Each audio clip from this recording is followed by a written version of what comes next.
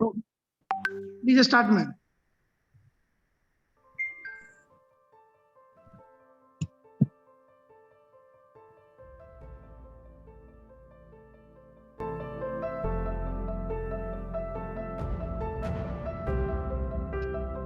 It was the turn of a new century. India became a nation of 1 billion people. Faced with unprecedented choice and opportunities. Delhi too had turned 25. It knew that the environmental challenges of the 21st century demanded a new response. No country could solve them alone. And thus, Delhi took the first step to bring together kindred spirits from around the world to share their ideas, zeal and ambition for sustainable development. It launched the Delhi Sustainable Development Summit in 2001, and from here began a journey of 1,000 miles.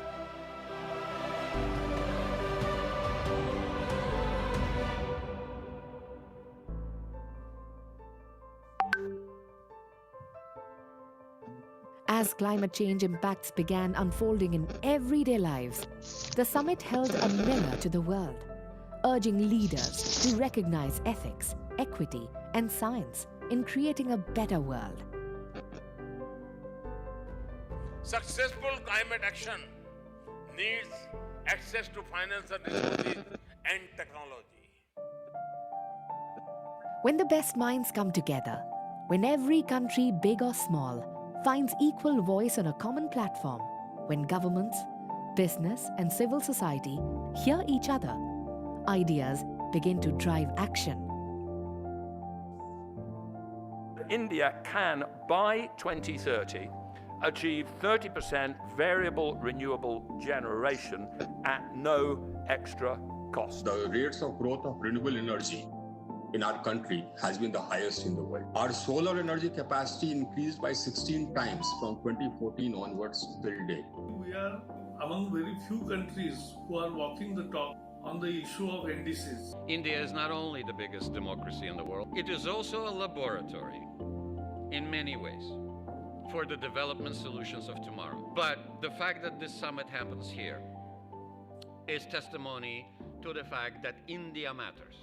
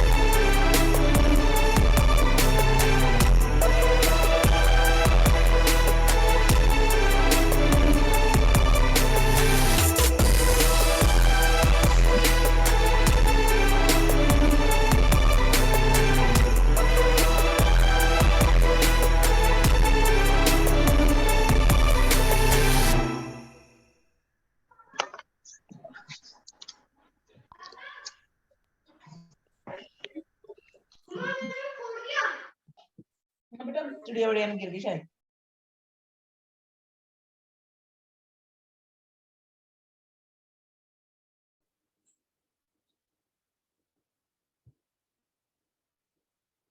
Meena ma'am, please go ahead. Hello. Yeah, ma'am, please go ahead. Yes, sir. Good evening, everyone. Greetings to each and everyone present on this platform, on this forum today. Today, dated 17th April, we have 17 countries and 17 speakers joined to us today. It's an immense pleasure to welcome everyone today. Greetings to each and everyone present connected with this platform of IDYM. Today, as we celebrate the resurrection of Jesus Christ, I wish everyone a warm Easter, wishing you sunshine, twins, and every good thing to happen on a happy Easter. IDYM Group of Companies is a platform to promote space and satellite education for every young mind, that is for the entire student community from any school around the world. It involves group of people with several years of experience in education, ranging from people of education ministry, various school principals, and young talented space enthusiastic. IDYM performs workshop lectures on space, satellite, rockets, technology for schools with distinguished speakers for multiple IITs, ISRO, NASA, DRDO, BARC, HAL, NAL, scientists, and many armed forces officers and space experts. IDYM group of companies have established many wings. IDYM Foundation, IDYM India TV, IDYM Book of World Records, IDYM Global Universities, IDYM Designers, IDYM Film Production, IDYM Space School, IDYM Principals Association, IDYM E-Magazine. Today, IDYM is spread over 151 countries and still spreading more than 151 now. So I wish all the best to IDYM group of companies for the further endurance. Our most dynamic personalities are hosting this event today. Our moderators for today are Dr. Preeti Shrimal, Dr. Pooja Dikshit Joshi, Ms. Rachna Chakrabarti, Ms. Ina Singh, and myself, Ms. Fabina Primus Colasso. Today, as we are discussing about the sustainable development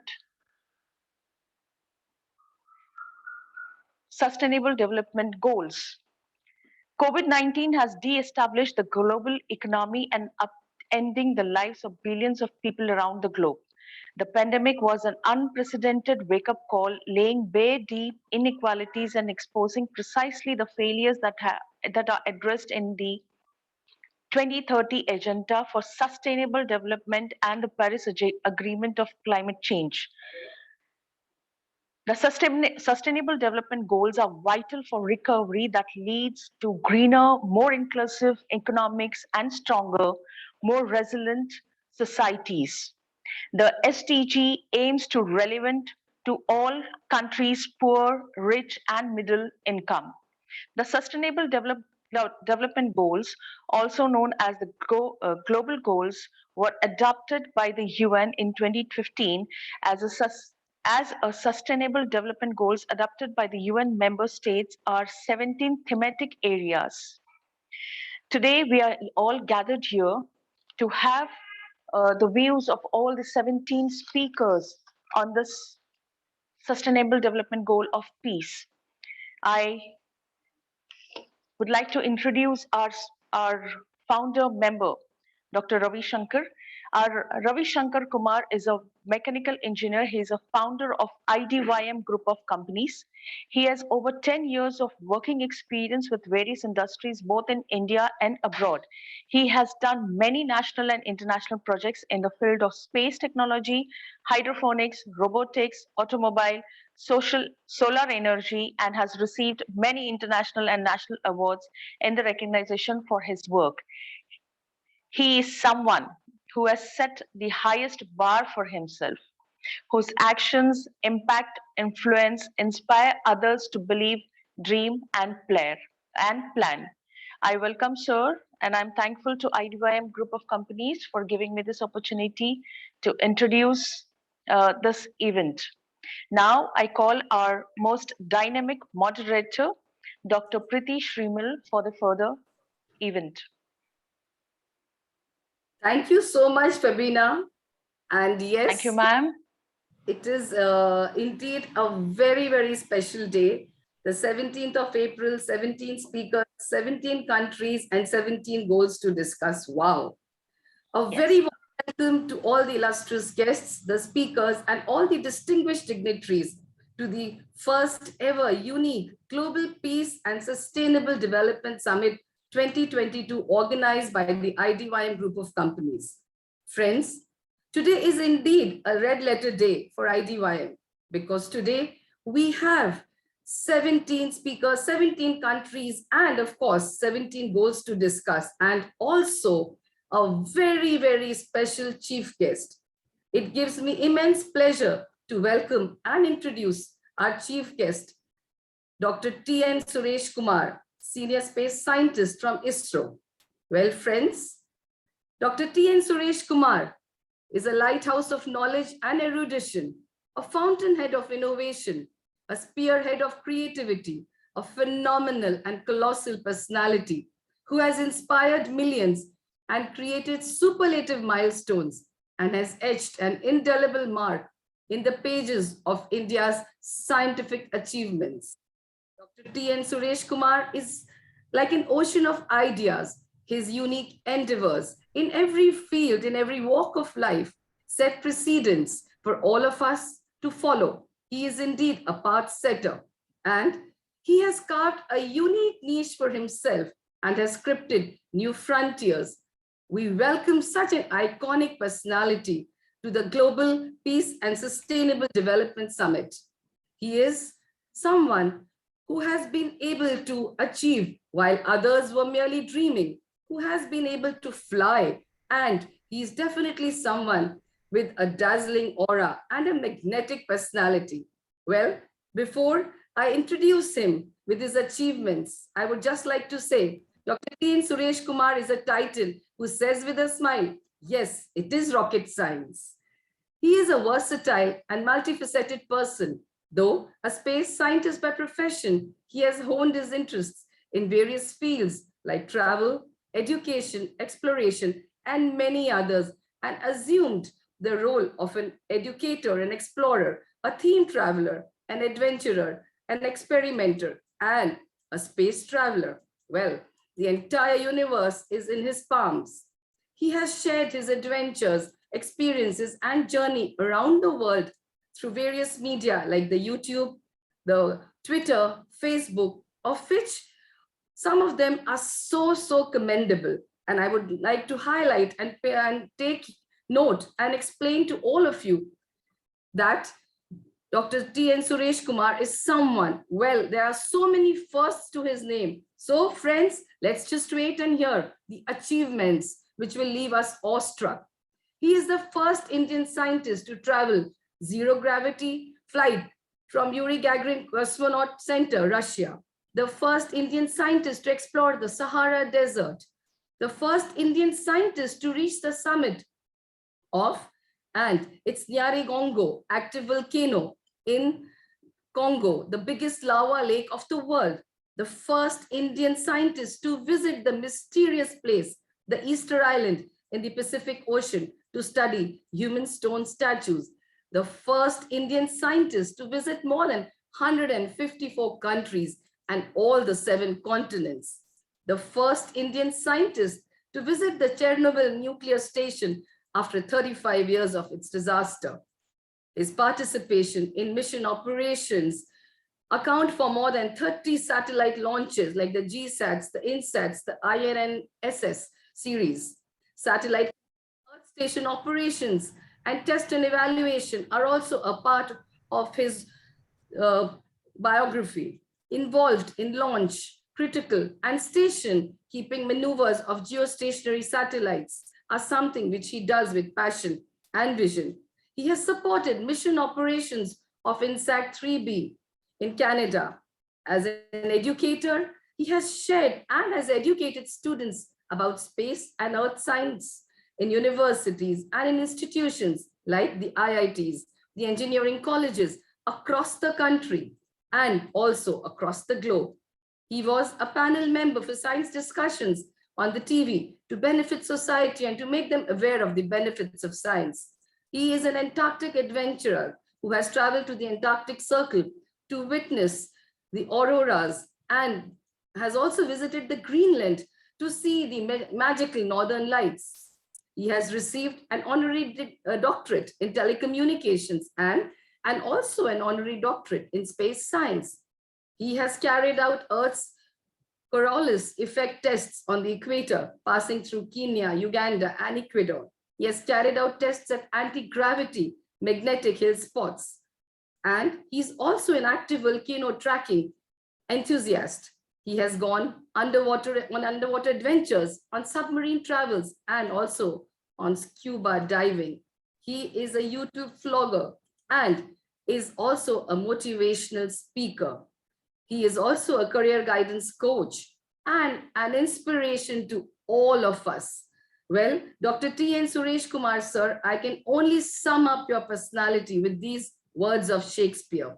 There stands a man with a stature so tall that even the heavens bow down to exclaim, what a man is he, unstoppable with unwavering enthusiasm and driven with a passion and a vision. Well, we have amidst us such an iconic personality whose achievements have left us awestruck. Sir, without wasting more time, I consider it my privilege and an honor to invite you and to share with us your gems of wisdom. So here we have a multifaceted personality and a stalwart, Dr. T. N. Suresh Kumar.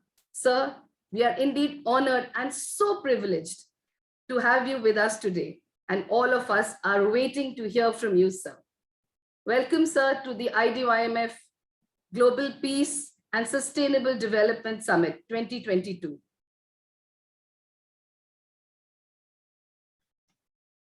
Sir, is Dr. Suresh Kumar there?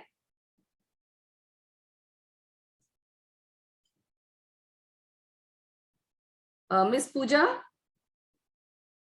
Yes, ma'am. Ma'am, sir is there in the meeting. The problem is that he is used to do all the meeting with Google Meet, and Okay, first time sir. he's facing I some think problem. He's continuously till the calling. time sir joins, He has joined all 2-3 of times us- and again coming. Yes, all of ma'am. us have been completely mesmerized by his achievements. What? Yes, ma'am.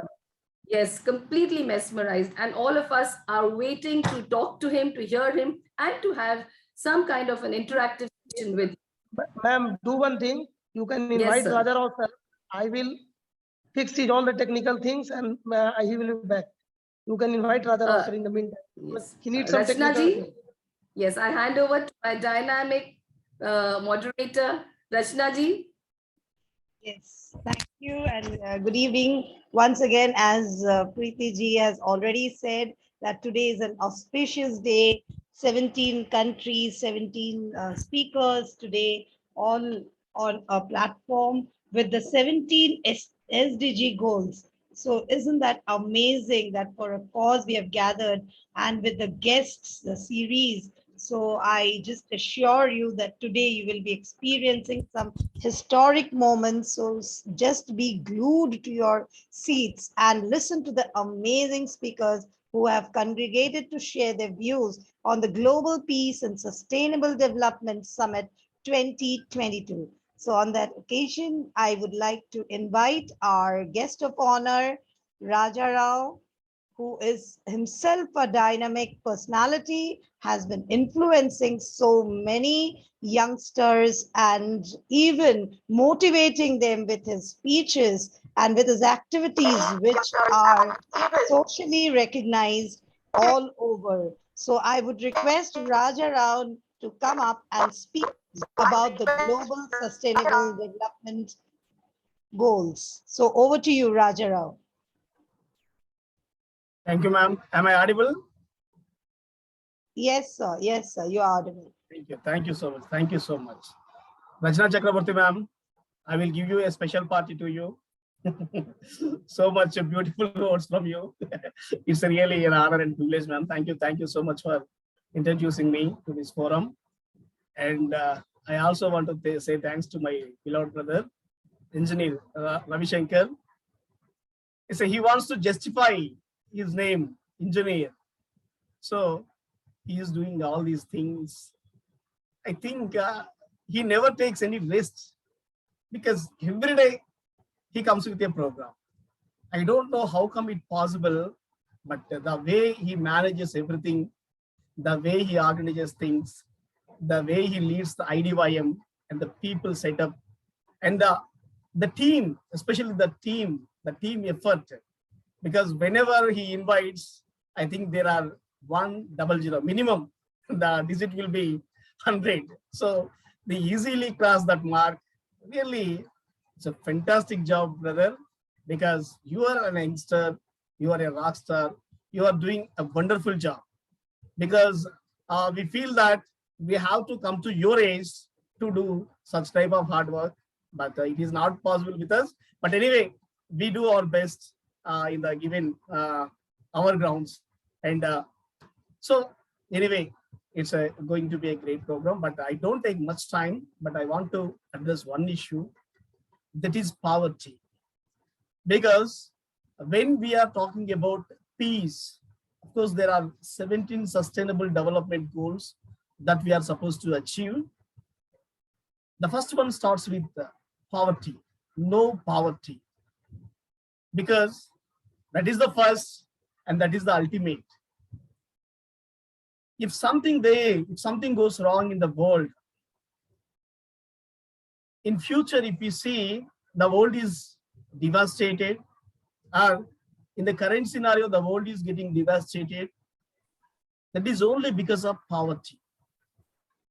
Because poverty causes all the destruction.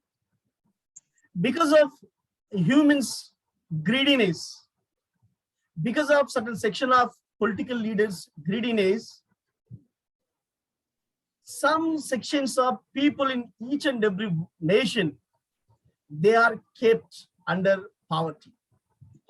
You believe it or not, to secure privileges to the people, those who are in 5% or 10%, to give the benefits to some number of people, some section of people, billions of people are now, it's like, we cannot say in words. People are dying, they don't know the reason behind that. Some organized crime is going behind the lines. People are dying every day. That may be because of hunger.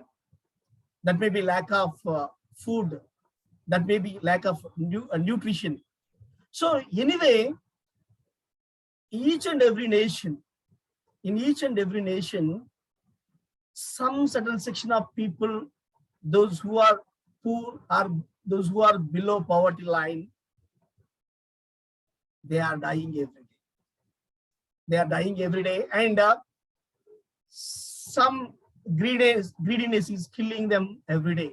So this is what happening, we believe it or not. So this has to be addressed first of all, so that we can achieve all the 16 when we are able to start with our first step. Of course, each and every organization is doing their part to execute or to achieve each and every sustainable development goal, because each and every sustainable development goal is very crucial for the sake of our future, and for the sake of our planet. planet's future. That's great. But here, because of this pandemic, now we can see the number of people, those who are under poverty or those who are poorer, the number is increasing day by day. What happened with the pandemic situation is the rich people are getting richer, the poor people are getting poorer. This is what the current scenario. So by showing the few number of people, those who are getting billionaires, see how we are developing. That's what they are saying. Or there are some notions that say that is because of their karma. They are poor or they are below poverty line because of their karma. So we'll give such type of title to them or label to them, and we ignore them. So one thing here, we want to pose a question to ourselves. When something went wrong in China in 2020 or in 2019, people think that is their problem. In so many WhatsApp groups, several videos are circulated against China. They are doing this, they are doing that, so that is their karma, they are suffering. But you know what happened by 2020 March? We were severely hit by all the world nations severely hit, and China started laughing at the world. They are the root cause, and after a few months, they are in a safe mode and they started laughing at the world. So today we think that poverty is not our problem, because in 2019, it's not our problem. People thought that. But you know what happened after 3 months or 4 months? It has become the problem of the world. So today we may think that it was the problem of poor people. But you know what happened? If we ignore such type of problems, you know, civil wars, because people can face any type of oppression up to a level. If it goes beyond that level, you cannot oppress them, because everything has a limit.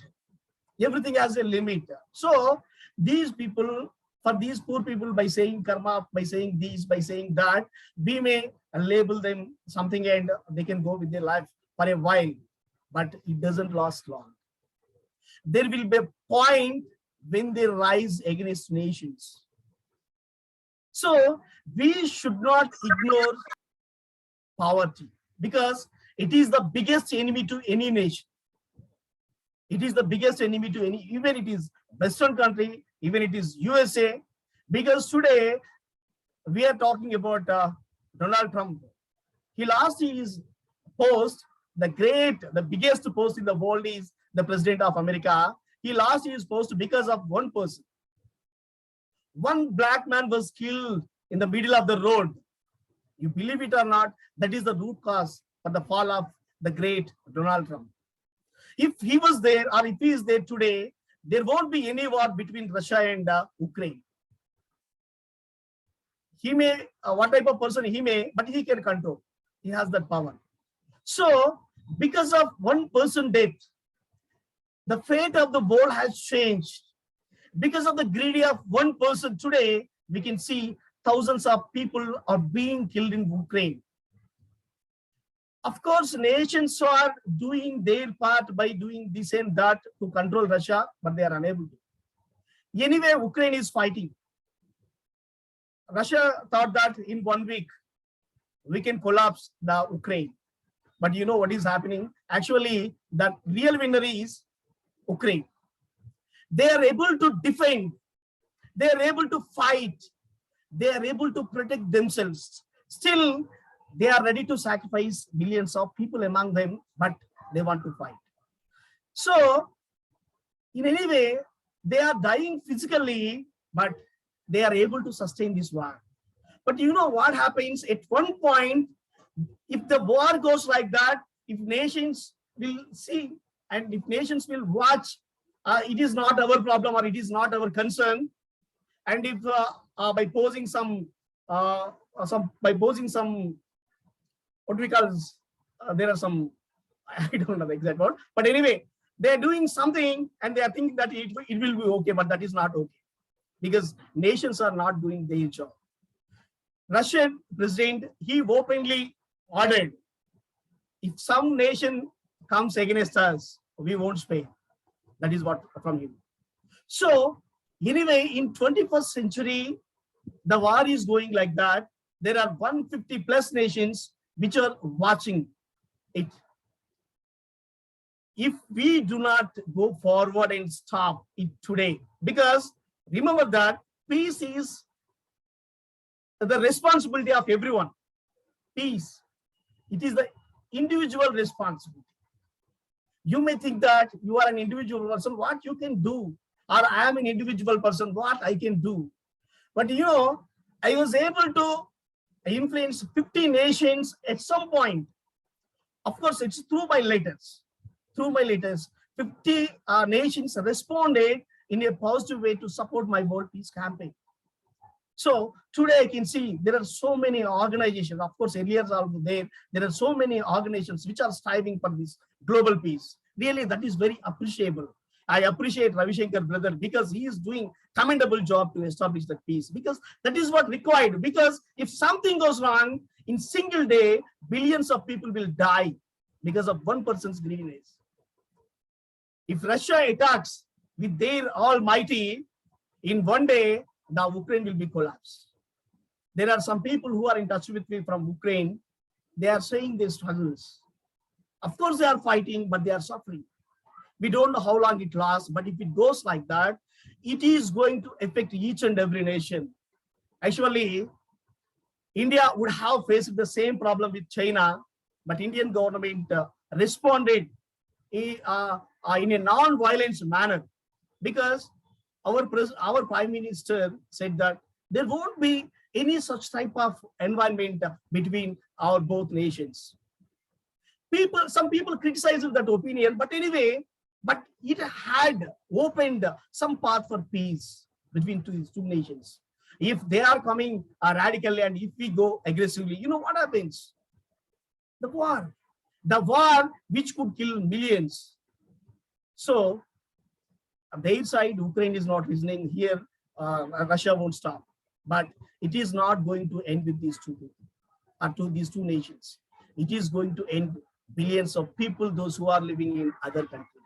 So every individual has to take as his own responsibility so that we can stop the war. You believe it or not, peace is individual responsibility. So poverty, we have to stop the poverty.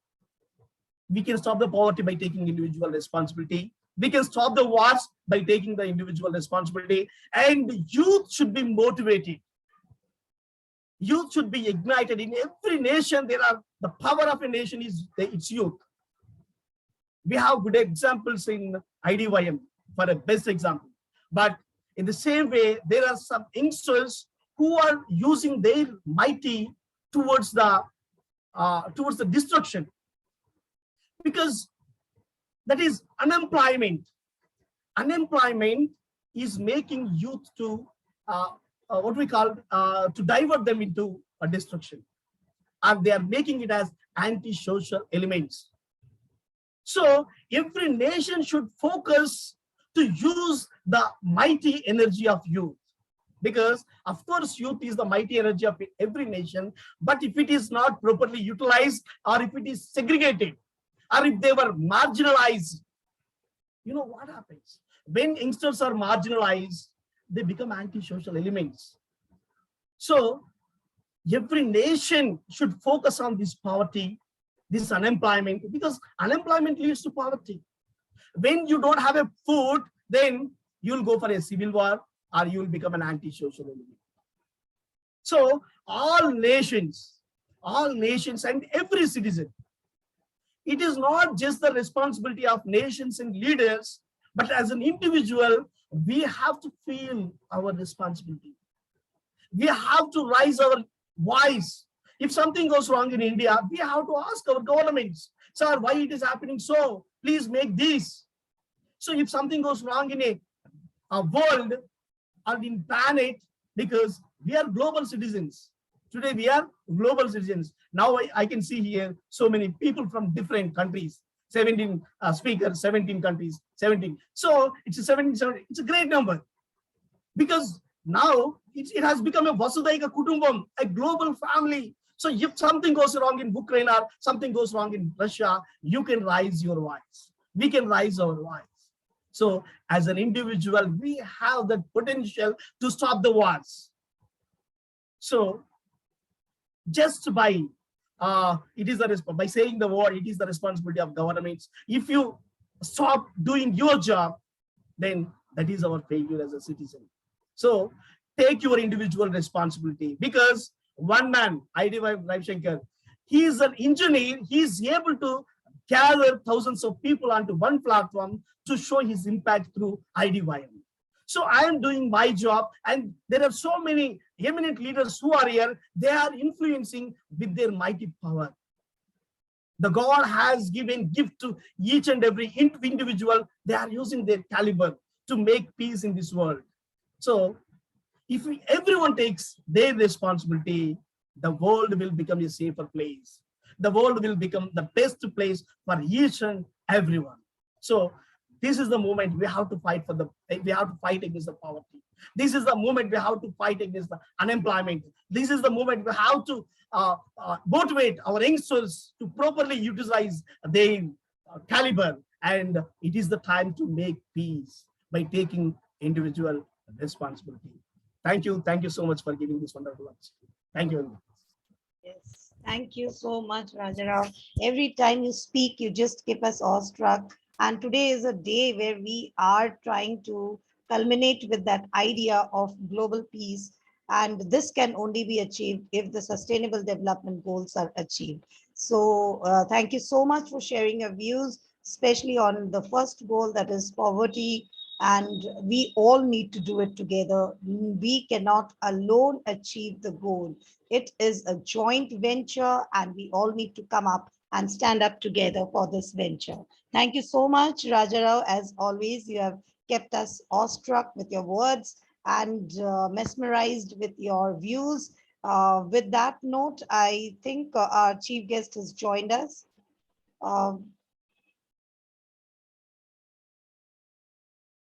Dr. Pooja, can we see our chief guest there, or shall I continue with our guest of honors?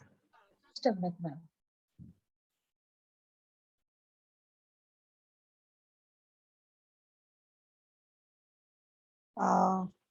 No, ma'am. Not yet. Okay. Not Okay, yet, so we'll move ahead with our next guest of honor. Today we have lined up so many speakers, but before calling my guest of honor, I would like to wish everyone on the auspicious Easter. Today we are on the Global Summit, Peace Summit, and on that we have a very holy day, Easter also. So wishing everyone with prosperity and happiness and abundance of love and good health. With that note, I would like to invite our next guest of honor, the dynamic Queen Nadia Hirahari, the founder and CEO of Success World One, Ambassador at Large for UN Affairs at the International Human Rights Commission, arbitration judge, the Federal Court for International Human Rights, Pro-Chancellor of EIRO London University, Rockwell College of Science and Technology. Ma'am, we would love to hear from you, your views about the Global Peace and Sustainable Development Summit. Queen Nadia? Yeah. I am here. Yes, ma'am. I am so sorry. As I informed my brother Ravi Shankar, I don't know what is going on with my cam since yesterday, and this is why I'm not able to open my cam. I'm so sorry. Oh, that's okay. But I couldn't miss this opportunity to join all of you and to be here and support my dear brother, His Excellency Dr. Ravi Shankar. And thank you for the invitation, and thanks to all the family of IDYM, my dear family, because I am part of it. And I want to say greetings to all of you, and thank you again. You know, before to start my speech, I want to say Happy Easter to all of you, and may the power of resurrection brings healing, um, restoration, and breakthrough to all the families. Now let me speak about this interesting and powerful topic, and I thank my brother for this amazing topic: global peace and sustainable development. When the power of love overcomes the love of power, peace will take roots in the heart and will become an absolute law respected by all. When we speak about... Hello, 1, 2, 3, 3, 2, 1. Can you hear me? This is Dr. Suresh Kumar speaking. Sorry. Dear participant, it's a request to keep yourself on mute. Can I continue? Everybody can hear me? Yes, ma'am, you can continue, ma'am. Okay, thank you. Global peace and sustainable development. We cannot bring peace to this world or sustainable development without talking about personal development, personal transformation, personal peace. You see, there's a duality within us. How can we bring peace to the world if we are living within ourselves this duality? How can we bring peace and love to the world if in our family we are fighting, we are facing different troubles? How can we bring peace to the world and speak about sustainable solution to the development if in our home we are lost or stuck in the consciousness of the ego? It is not possible. Our brother Raja Rao spoke about poverty. Yes, it's a major problem in this world. But can we really see the poverty outside of us as a problem? No, because the poverty is the poverty of the mind, of the heart. If we don't clean our heart, it will be impossible to change this world in a better way. No way. We are living in a world of appearance. We are giving too much power to the appearance, the personality of the ego that we are all, this body. We are not realizing our real identity as a spirit in control of everything. And because we are lost, we are not even able to choose the right leaders in the world to guide us. They are all greedy. They are all running after power. They are all making war. It's the jungle in the world, making this planet as a jungle. The power of who will say the last word. All these troubles in this earth, we have created it personally. Why and how? Because of our thoughts, our emotions, our actions. We are praying day and night, and we are in the other side. After our prayer, we are talking badly about our neighbors, or fighting with our wife or husband, or fighting with our children. There's something wrong within us. We don't need to change the world. We need to change our perception on the world, our vision on the world, and make progress, development, personal progress in ourselves. This is how, when we create this unity within ourselves, because we are living in duality. We are separating ourselves from our real identity.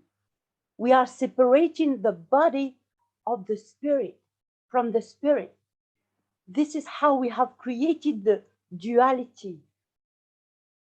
But when we realize this unity within us, we will be able to bring all together the humanity and live at peace and equality, because we are all born free and equal. We are all born with peace of mind, but our heart has been corrupted by our environment. So this is how we grow up with, like, programmed by our environment, our family. If we are facing war between people, or even the competition of religion, it's because we grow up with this teaching within our family, within the environment. And the environment, the hostile environment, has impacted in our life. Of course, a child seeing his family in conflict, how do you think he will grow up in his mind, in his heart? He will be always in conflict within himself and in conflict with the others. We have faced a biggest catastrophe in this planet. We have faced the dictator of Hitler. What happened? How and why we have given such power to this guy? How we can give power now to people who are destroying our planet, our flora and fauna? How? This is because our heart is corrupted by jealousy, by our egocentric actions. We are feeling ourselves superior to the others. We have built our world in a true illusion. And we need urgently to get out from that if we want to bring peace to this world. Remember that we are all born free and equal. I repeat it again. Our equality is confirmed by the red common color of our blood flowing in our veins. We are all equal. Every person is a queen or a king in this world because we have the same source. But to arrive to this level, we have to link ourselves to our real source. It's a personal work. See the other as another you. When you analyze and go deeper within yourself, make an introspection of yourself, what you will discover that you are the government of billions of community, because you are the spirit leading this billion of cells within you. Because every cell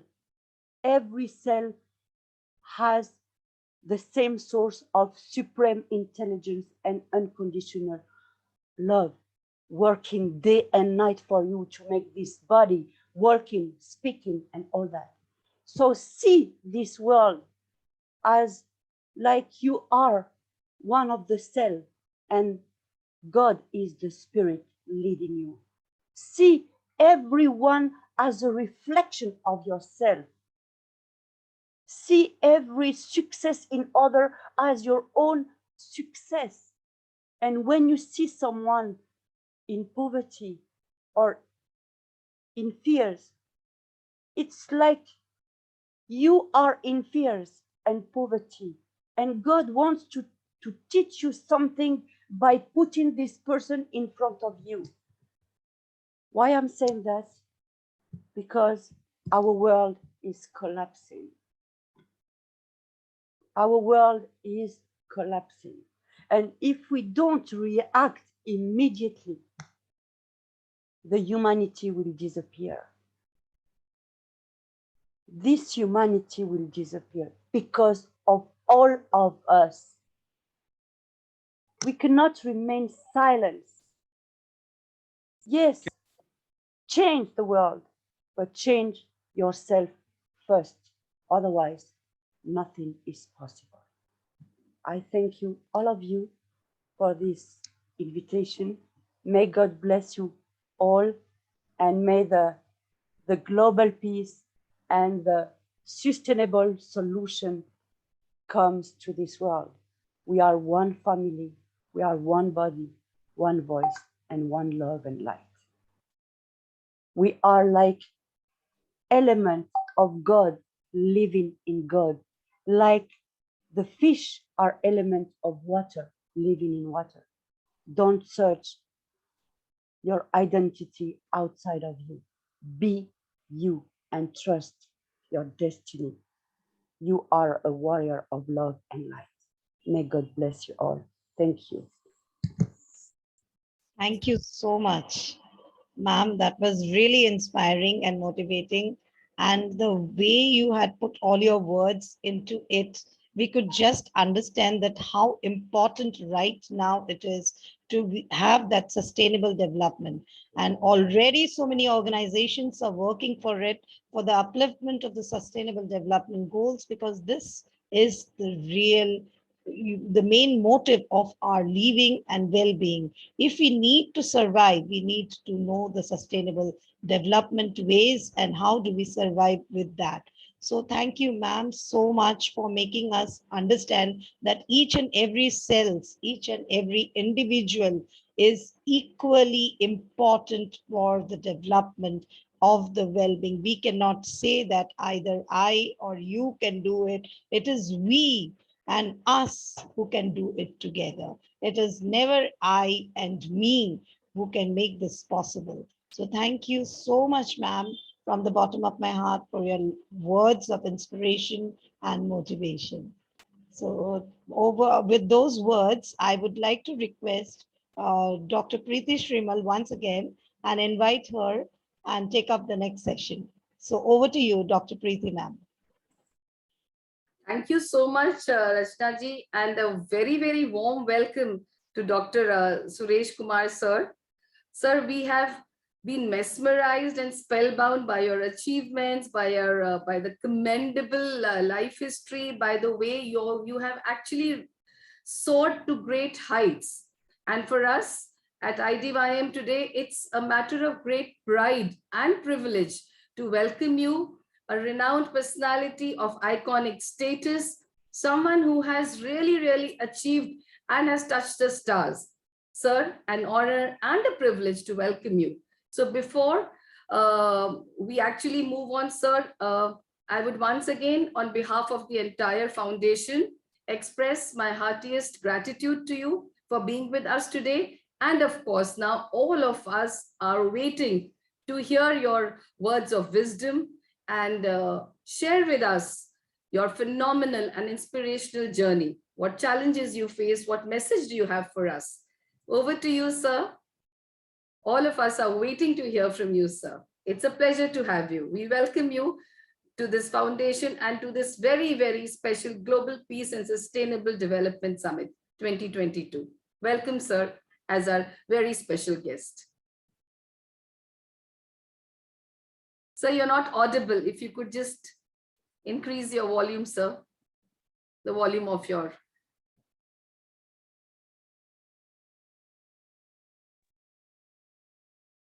Sir, there is one option is there. You have to add the audio. Check that option in the Zoom meeting.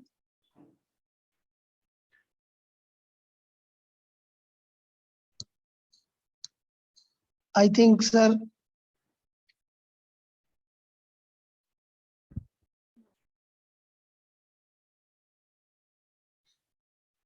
No, sir, we can't hear you.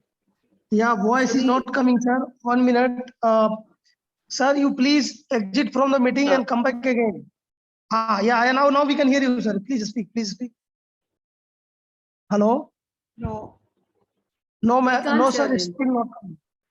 Ravi Sir, sir, please exit from the meeting and come back again. Then it will work out. Suresh Kumar, sir, please exit from the meeting and then come back again. Yeah. Preeti ma'am, please continue Yes, with sir. Hirana ma'am. I will set up his technical things, okay?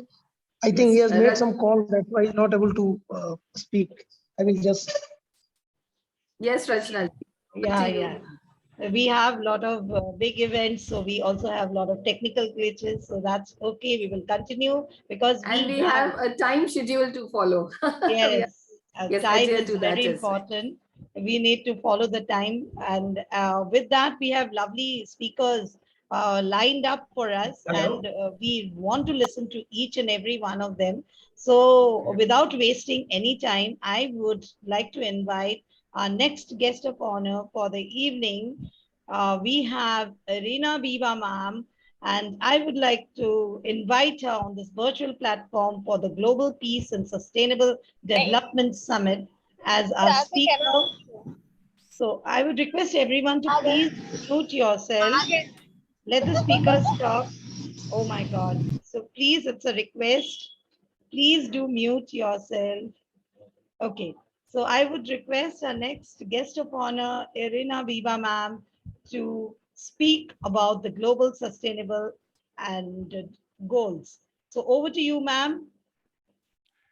Thank you. Thank you. It's a great pleasure being here always. And thank you, IDIM company and Ravi sir, also all the team behind. I will summarize shortly. I'm a teacher that works hard with students implementing SDG goals in different projects and activities. Global issues such as climate change urgently require a shift in our lifestyles and transformation of the way we think and act. We are working hard, but we must increase our efforts. To achieve this change, we need new skills, values, and attitudes that lead to more sustainable societies. Education system must respond to this pressing need, but defining relevant learning objectives and learning contents, introducing pedagogies that empower learners, and urging their institutions to include sustainability principles in their management strategy.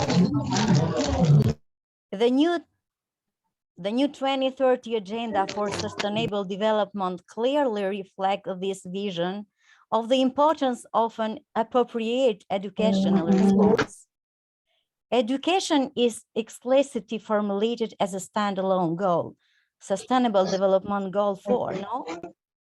Numerous education-related targets and indicators are also contained with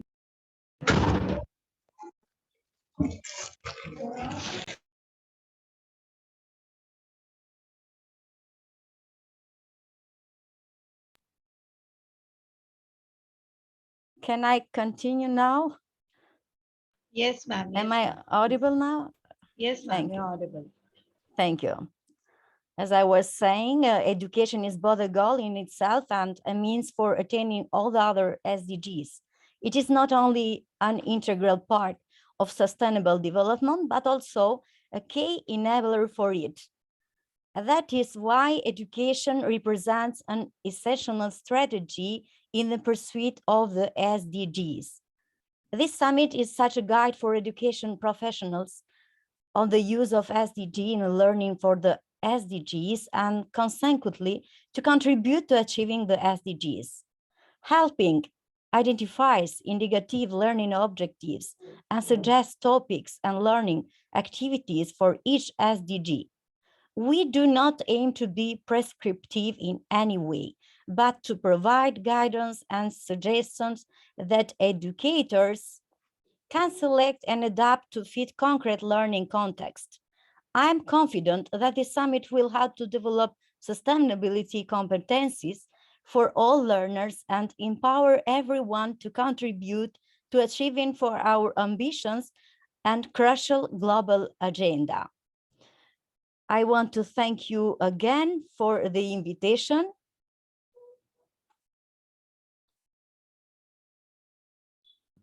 Thank you so much, ma'am. Thank you. It's really a great honor. Thank you. And on this auspicious day, wishing you happy Easter. And on that note, I would again, I think our chief guest had joined us. Preeti ma'am. Dr. TN Suresh Kumar, sir. Yeah. Can you hear me now? 1, 2, 3. Yes, 3, 2, we 1. can hear you, Yes, sir. yes, yes, we can hear you. Yes, sir, I'm we can. being, okay. I'm sorry. I'm being a space scientist. Really, to just connect in Zoom was really a tough job. We control satellites. Fine. Okay. Let's come to the subject. First and foremost, I would like to appreciate all of you.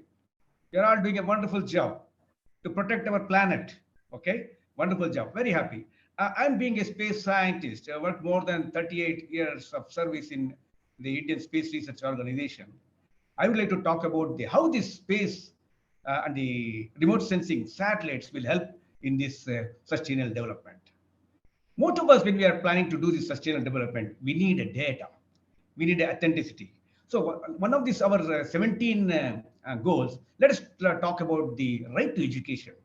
See, most of us, when we go into the cities and the big cities like San Francisco, Singapore, or Delhi, people have got facility, infrastructure. They're able to talk to the professors, teachers, eminent speakers.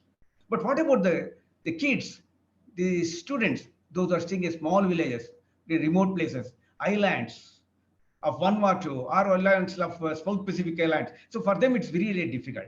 So we have made a satellite. It's called EduSat. Using the satellite, we are trying to give the education. That means what we do exactly, we have a satellite placed around 36,000 kilometers. And then these speakers can stay in the main cities, and then they will transmit it to the satellite, and satellite will send back in a broad beam. This can be utilized for all the students. This is right to education. That means we can reach to the remote places of the students, and we'll make it. This is one of the most important. Next, come to the right to good health. Most important. Everything is most important, health. In health, what happens? Again, also it's called telemedicine. Tele means at a distance. Teleprinter, telephoning, telemonitoring. So at a distance. If, for example, there is a disaster, if there is a cyclonic effect or something, earthquake, the doctor wants to come and treat to those remote people. Ultimately, Vasudeva Kutumbakam. The meaning, my dear friends from other countries, I just want to put the word Vasudeva Kutumbakam in Sanskrit, in our heritage, say that we're all one family. We must enjoy. We should share our feelings. We should give our technology to others. Take their technology and see that we live a good.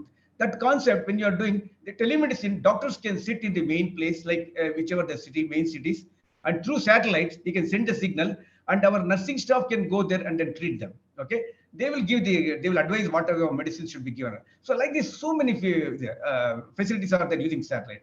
Next, come to the poverty and then the hunger. Say there should not be any person on earth should go hunger. Okay, that's very, very important. See what we do for this one, the satellites can do the scattering measurements. These measurements will estimate what is the crop estimation of that particular year. So by that, getting the crop sufficiently, we can just, whenever the third world countries or any country in problem, we can always send this excess food wherever we grow and balance the whole world, so that no person in this world, no kid in the world, no student in the world will suffer from hungry. That is very, very important. Coming to the climate change, of course, without satellites, climate change is very, very difficult. Satellites will take the data. Remote sensing data will scan the Earth and gives the data. What are the problems happening? Every day we scan and then get this like geosats and then your Landsat. These are the different satellites from NASA, ESA, ISRO, or even to Chinese satellite. All this will get the data, how the entire climate activity is going on, how the global warming is going on. So like this, we try to give the data to them so that they can utilize this. So like this, we have so many things. And lastly, I want to talk for nearly 20 minutes. I don't know if time limitation is there. You may give me, consider me for 2 minutes being a chief guest of this. Just please bear with me. See, next is that our ocean is getting a lot of problems. We are putting all plastic waste, the debris, and then litter. These things, with the satellites, when we are taking the imageries, we can find out where exactly this type of debris have been landed.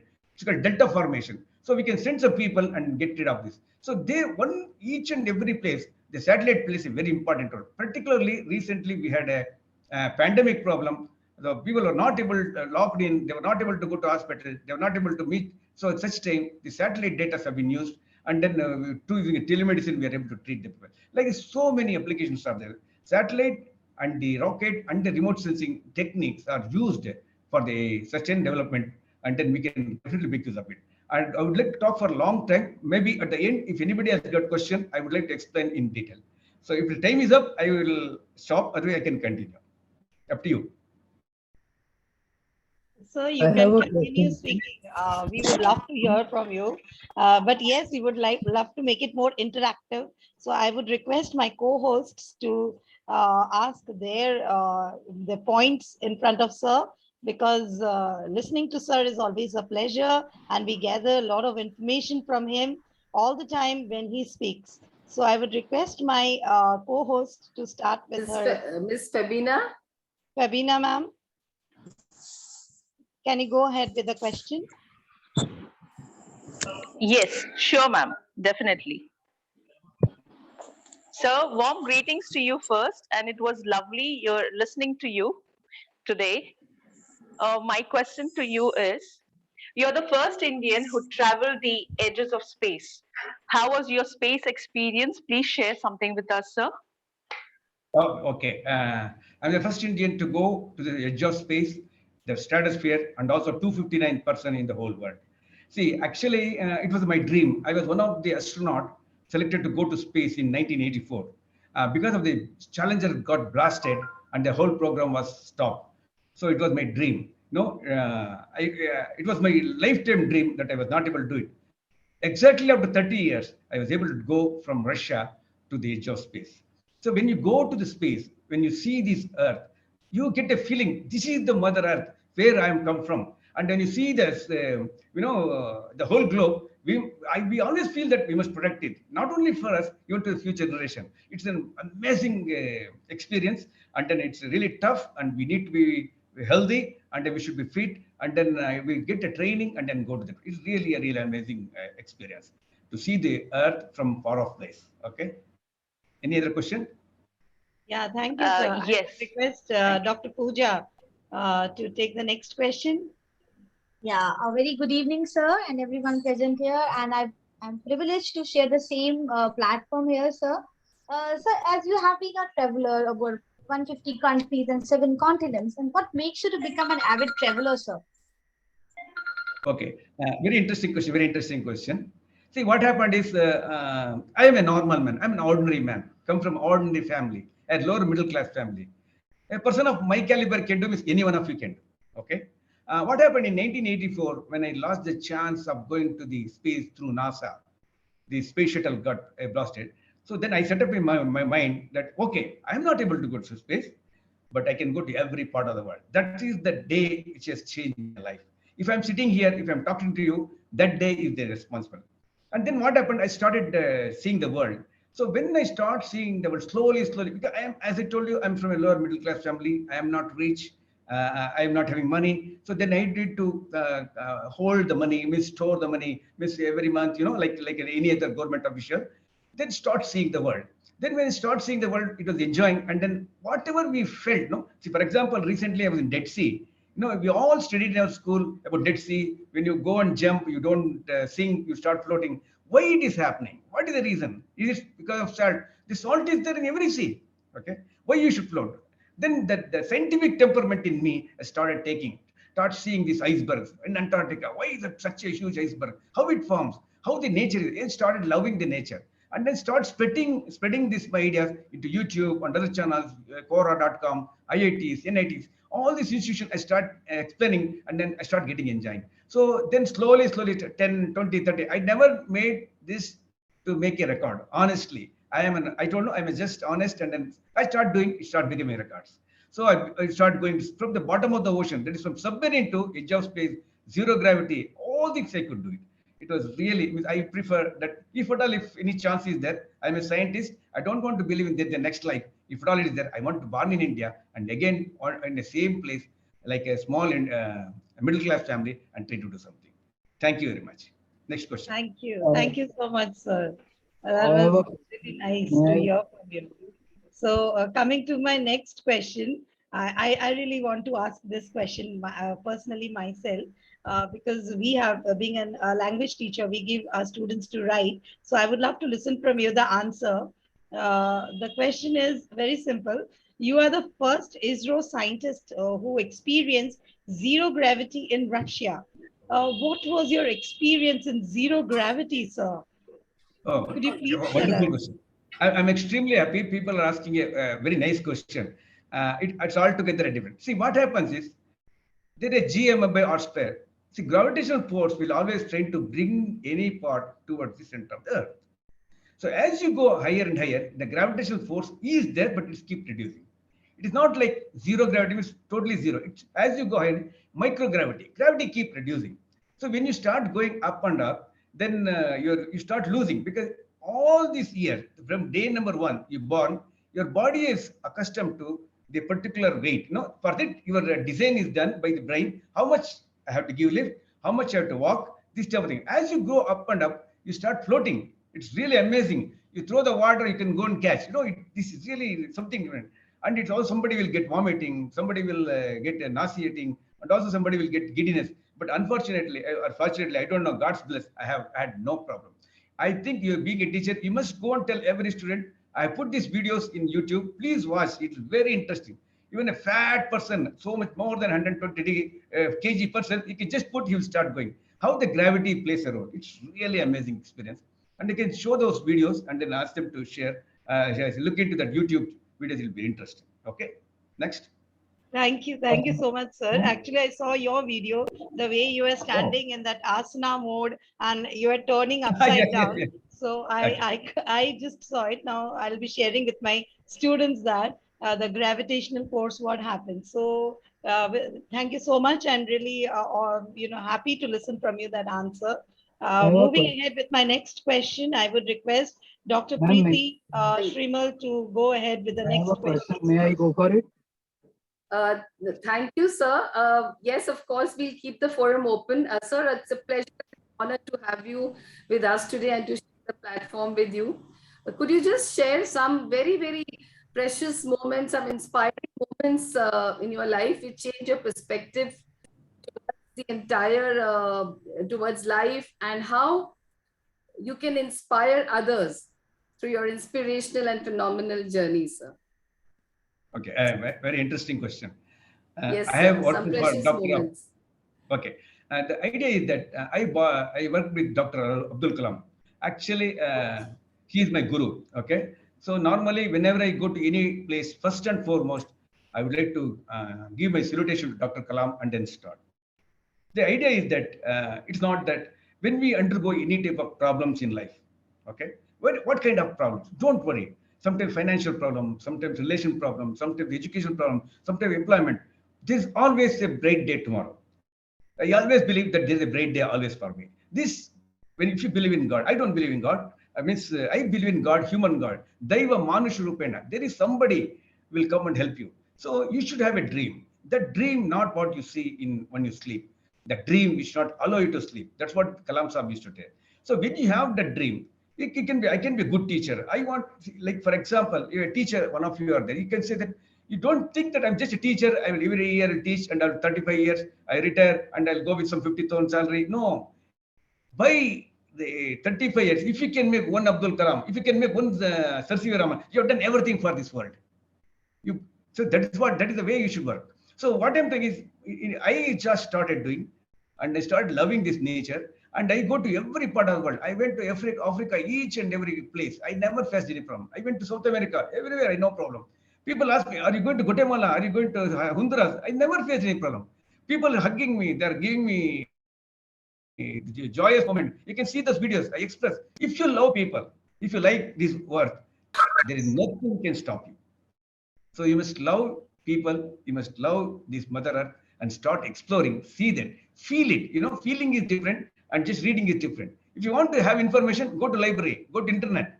If you want knowledge, go to laboratory. When you go to laboratory, you'll understand. It's like that. When you go to meet the people, I speak French, I speak Spanish, I speak to some extent German.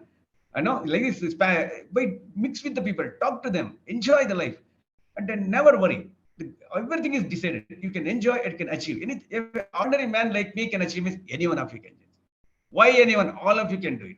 Other day, I would like to sit here and watch your achievements. That's what I want to tell all youngsters. Please believe in you, trust in you can do it. You have that ability, you have that power, you have that energy, you can do it. That's what I want to tell to youngsters. I meet about 25,000 students every year. Yeah, Wow, next. sir, thank you so much. Truly inspirational, and definitely, if we have our mind set to a purpose in life, that we can achieve anything. So impossible is just a word in the dictionary, I think, for you. And there's so much we can do. Yes, sir. Impossible is nothing but I am possible. Yes, sir, Impossible. absolutely. I am possible. Okay. Truly inspirational. There's so much to learn from your life, sir. I think there is Mr. Vishal. He's Yes, ma'am. he wants to ask you a question. Yes, Mr. Vishal. So my question is that you talked about EduSat, and I know that the future is about small satellites. So how is small satellite market and small satellite launching services going to play a role in sustaining development goals in future and for current scenarios? Okay. Are you a student? Vishal, are you a student, Vishal? And I am also a founder of a startup of a propulsion system. Fantastic. Welcome to ISRO. You see, see what happened. I can feel that the energy, the power in you. That today I'm here. I'm going to do something. That is what the people want. We don't have big IITs in ISRO. Only 2% of the people in ISRO. We want ISRO. We want people who like to work. We have got a mission only operated by all females. Okay, that kind of thing. In startup, when you are doing, you are making a small satellites.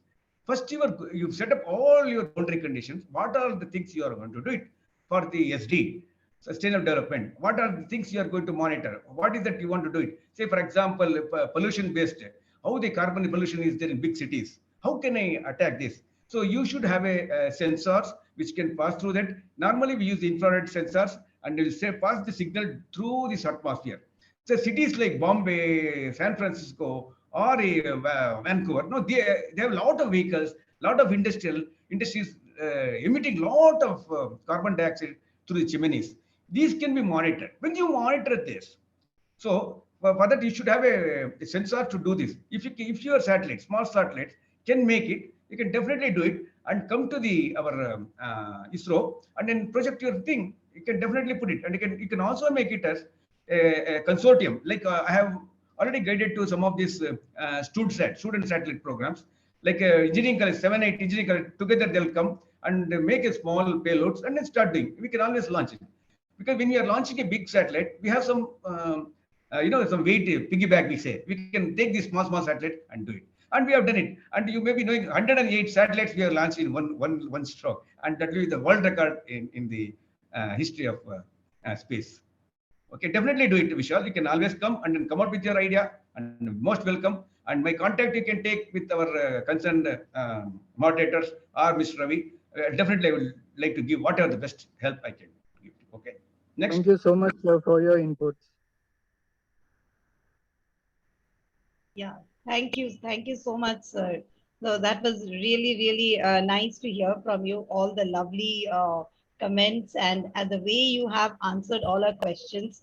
And space and satellites have always been an attraction for all of us. And with great minds like you who have been doing, and the fastest fast, I think you are the fast man to have visited every sphere of life, to have topped everywhere.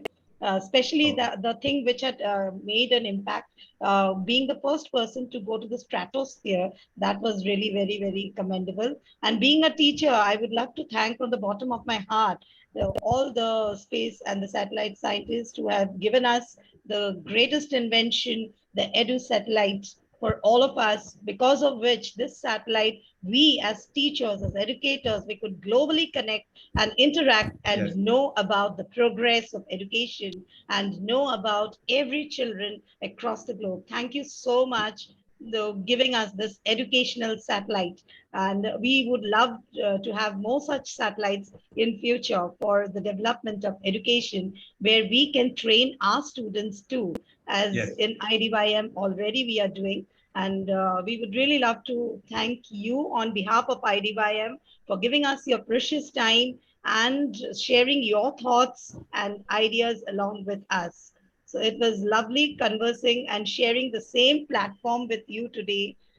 It's an honor for me, and thanks to IDYM for making this dream come true to share the platform with Dr. Suresh Kumar. So thank you so much, sir. Thank you. Yeah. Thank you so much, sir. Thank you so much, sir, for gracing the occasion and being with us today. Okay. Before concluding, I just want to say one thing.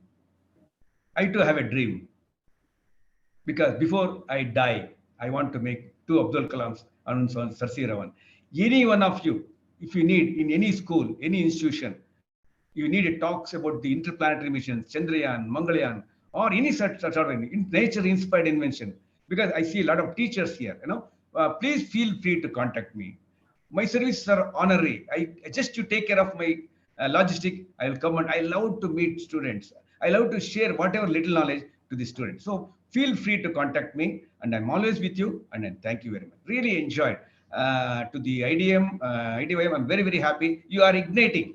I am joining that ignition. Okay, we'll all work together. We'll all work like a family. Okay, we are all together. Not only India, globally, we will make this planet as a Vasudeva Kutumbakam, making this entire planet as a very happy and family, like one family. Thank you very much. Really, I had a wonderful time, and really, we'll have some more session.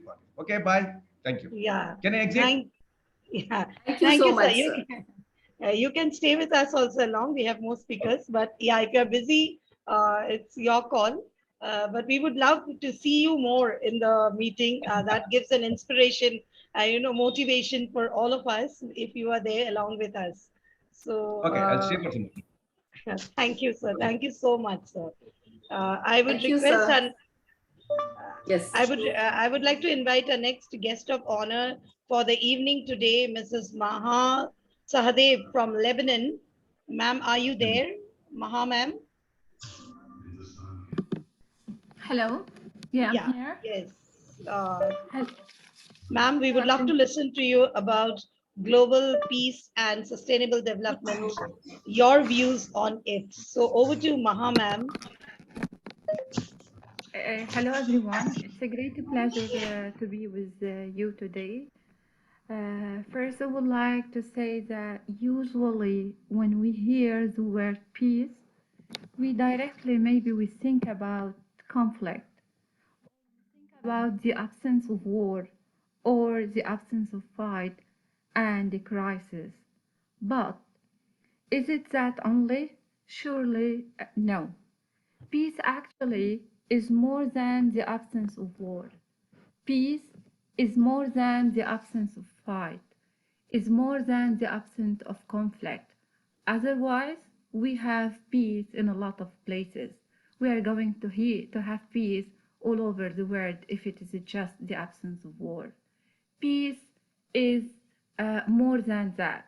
Peace is our well-being, is resilience, is our is how we feel about our skin, how we feel about our life, how we feel about ourselves, or how we feel about our, for example, points of view. That's why peace is more challenging. That's why we don't have peace everywhere. Peace actually is about justice. Peace is about nonviolence. Is about having education and no one left behind. Peace is about sustainable development. It's about equality. It's about equity. Peace is about the low level of corruption. It's about acceptance. It's about tolerance. It is more than that. It's more than that. Usually peace comes from within, from us. If we are not going to find peace within us, we are not going to be able to find it everywhere. Peace actually is accepted through our action, through love, through patience, through kindness, through compassion. Building or promoting peace actually is our duty, is our mission. And how can we do that? It's through our non-violence action, not just, for example, through talking. We need just to do that. Peace can be achieved through inclusion, when we are going to accept people, whatever the difference is going to be between us. It's through practicing forgiveness and the act of kindness. Peace is going to be tackled or promoting through talking about the climate change, through preserving our nature for the future generation. Peace is only can be achieved when we are going to have equality between male and female, when we are going to share our thoughts, when we are going to accept other thoughts at the same time. Peace can be achieved through our well-being, because peace and mental health, or peace and well-being, is closely related to each other. I can't live in peace if I'm anxious, if I am depressed, if I have any problem. So both closely related to each other. To achieve peace, we are supposed, for example, to be able to help people to find their inner peace, their inner.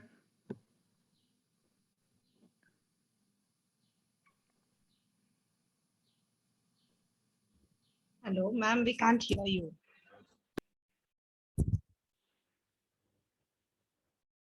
Okay, maybe some technical glitch. So we wanted ma'am to finish it up, but maybe there is some technical. She's left the meet. Okay, I would now, without wasting time, time is again a factor, because we have the 17 SDG goals to be spoken about, and our eminent speakers across the globe have joined us with different time space. So I would now hand over the virtual mic to my co-moderator, Dr. Preeti Shrimal, ma'am. So over to you for all the 17 SDG goals and the 17 speakers. Over to you, ma'am. Thank you so much, Rachna ji. And I think it was a wonderful session with our chief guest, Dr. T.N. Suresh Kumar, who gave us such a unique perspective on everything, including how satellites can be so useful in attaining the SDGs. That was a very, very different perspective, which Dr. Kumar shared with us. And of course, the nuggets of his life and how inspirational his journey has been. Thank you so much, sir. And thank you to all the guests of honor for being with us today and for sharing your thoughts, and for, of course, enlightening us with your viewpoints and with your suggestions. With this, we now begin the Global Peace and Sustainable Development Summit 2022. The SDGs, friends, represent a clear economic imperative. Their achievement would mean greater productivity, increased employment, and stronger economic growth. This is what the Secretary General of the International Chamber of Commerce quotes. And today we have all gathered here to collaborate, to deliberate, and to discuss how to make these 17 goals attainable, achievable, and a reality. Today, more than ever before, we need to share a common destiny. We need to come together to master all our challenges. Only then can we face all the challenges and achieve these goals.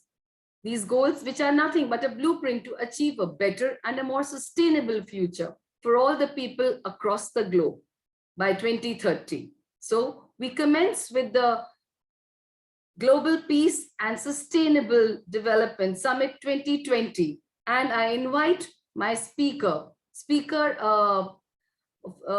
Ms. Patricia Gonde from Zimbabwe, to speak on SDG 9.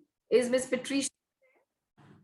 Dear friends, there's a little bit of a change in the order, because Ms. Patricia is in Australia and I think it's a little late in the night for her. Is Ms. Patricia there? Yes, I'm here. Thank you. Yes. So you, Ms. Patricia, we request you to share your views on goal 9, which is industry, innovation, and infrastructure. Thank you so much. Thank you. Good morning, good afternoon, good evening. I feel honored to be here in front of this podium. Yes, I'm from Zimbabwe, but currently I'm in Australia. It's almost to 1 here in Australia, but this couldn't stop me to share with you about SDG goal number 9. I hope I am audible. Yes, ma'am. Yes, Ms. Yes, Patrice, ma'am, you're audible. you are audible, you are audible. So Sustainable Development Goal number 9 is one of the 17 SDGs by United Nations, which were proclaimed in 2015. And SDG number 9 is based on 3 interconnected pillars, which are infrastructure, industry, and innovation. I was quite happy when our guest speaker, Dr. Suresh Kumar, talked about infrastructure when he was talking about the EDSAT. So with SDG number 9, its aim is to build a resilient infrastructure and promote sustainable industrialization and foster innovation. In here, especially in sub-Saharan Africa, we are faced with a lot of challenges in terms of infrastructure. So with SDG number 9, it has got 8 targets and 12 indicators, of which some of them are to develop sustainable, resilient, and inclusive infrastructure. If we look at my country, Zimbabwe, right now, we have a lot of challenges, especially in terms of infrastructure. We do not have that, what can I say, resilient, and it's not sustainable. For example, because of our economy, which has gone down, and because also of COVID-19, our infrastructure has been affected quite a lot. Right now, this is 12 o'clock. You can still find people who are still in town. They cannot go home because of transport. 1, our government cannot afford in any way to provide us with cheap transport, especially the railway system. 1, it has been vandalized and it is no longer working. So we still have problems in terms of infrastructure in countries in Africa. Not only in Africa, maybe in some countries like developing countries, with so many countries that also still have got this problem. So with SDG number 9, we have to achieve it by 2030. We have about 8 years to achieve this. So we still have a long way. If now, because of COVID-19, let me not talk about the railway system. Let's go to the airline industries. What happened? Most of the airline industries were down because of COVID-19. People could not move from one place to another. For example, from 2019, I was trying to come up to this country to see my grandchildren, but I couldn't because the planes were not working. So now things have started to move. So it is up for us now. We are social activists. We have to fight to make sure that infrastructure in each and every country has to improve. Now, when we move on to some of the targets that are on SDG number 9, like promoting sustainable industrialization, if we also look at the manufacturing sector, also it has been affected by COVID-19. Look at employment. So many people have been laid off. What are we doing as countries to make sure that those industries now can be revitalized, or people can now go to work and we offer employment? Look at the manufacturing sector. Besides that, target number 9.3 is on financial services and markets. We need finance for those industries to be up and working. we in each and every country, like my country, Zimbabwe, we've got small to medium enterprises. They cannot be able to sustain themselves because of the economy. Most of the people are not working. So we need to help these people so that they can be able to manufacture as well. This will contribute to the country's total GDP. Now, if we look at what our guest speaker was talking about, the internet. Yes, our target number 95, I'm not going to look at them all, to enhance research and upgrade industrial technology. How can we upgrade technology when we don't have the finances to do so? When our governments are not supporting us, they should be supporting us or subsidizing us. How can we facilitate sustainable infrastructure development for developing countries like African countries, the least developed? My country is a landlocked country with small islands that are also suffering. How can we help them? Then let me move on to 9.8. I've got 5 minutes to talk, I know. Universal access to ICT. Like what Doctor was saying, we should increase access to ICT and try to provide universal and affordable access to the internet in least developed countries. Okay, are we able to do that? Look what happened when COVID-19 struck in 2019. Most of our children, most of them could not go to school. Why? Because they had no access to internet. It's only a few companies, it's only a few individuals like Dr. Kumar who were able to make sure that the digital divide is the gap, that there shouldn't be too much, there shouldn't be a gap. So there is a lot that we need to do so that we are able to achieve SDG number 9. And how can we realize that SDG by 2030? One, our governments to provide the resource, to overcome the resource constraints and provide us with the finances that we need. And not only look at the government, but the corporate sector as well. And what are we doing in our communities to help each and every individual? Number 2, we should build and strengthen those developed countries' capacities. Provide the finances, provide ideas. It's not only providing finances, but ideas also on how best to realize SDG number 9. And we talked about research and development. It's not only the research and development from, we have postgraduate students, we've got those doing PhDs. They can be used in terms of research to find solutions to our problems that we are having in our countries. And then we should be able to upgrade our existing infrastructure. I am happy that in my country now, they are trying by all means to make sure that our roads are accessible, even for people who are in the remote areas. They've also tried, yes, to provide some internet for some students who are also in the remote areas, but that is not enough.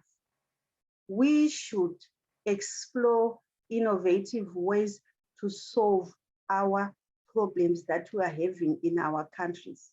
Thank you so much for giving me this opportunity to talk. I can talk and talk, but because of time, I am not able to move on. Thank you so much, Dr. Preeti. Thank you so much, Patricia. Namaste. Yes, thank you so much. You gave us an insight into how important the 4 I's are: industry, infrastructure, innovation, and internet.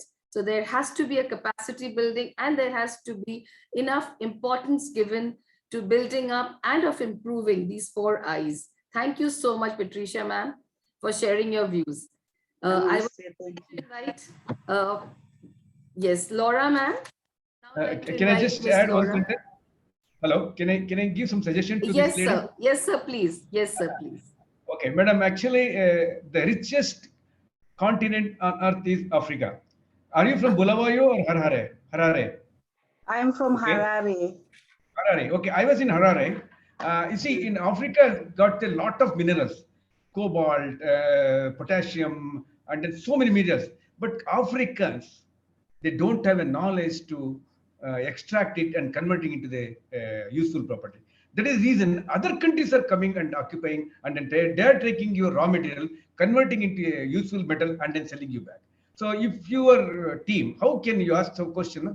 First thing, you can't educate your students, you educate your people, and then send them to third world countries to like India, like they can get a good knowledge about the mineralogy, and they can go back and extract those things.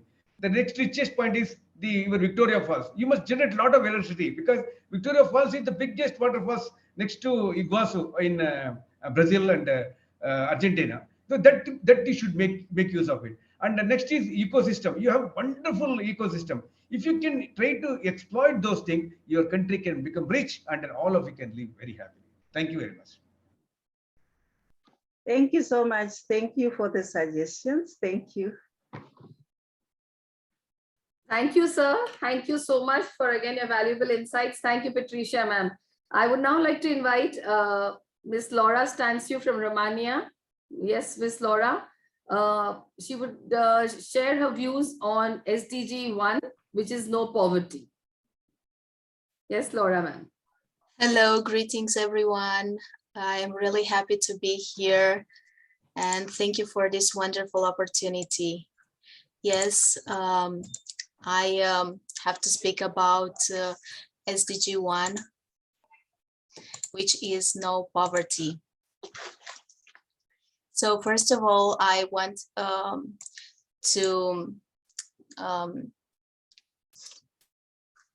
to say that sustainable development goals are important for all of us. And that is why we should all try together to accomplish them.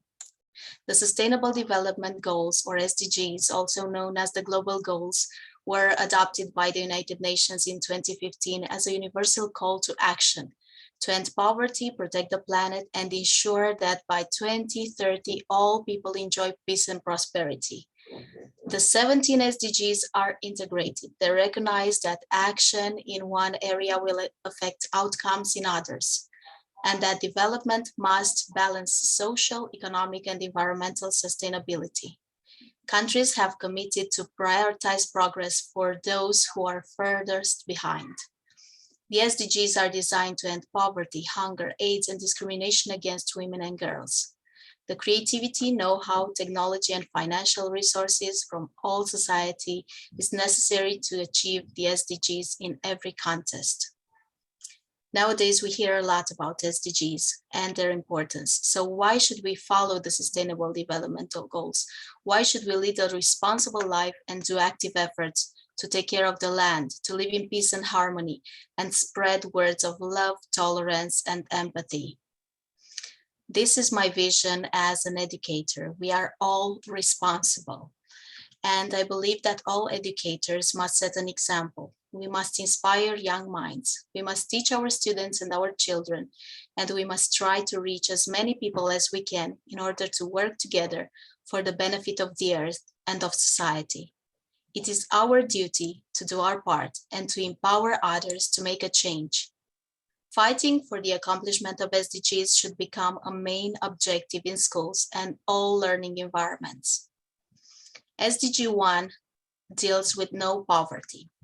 It aims to end poverty in all its forms everywhere. It calls for the end of poverty in all its forms.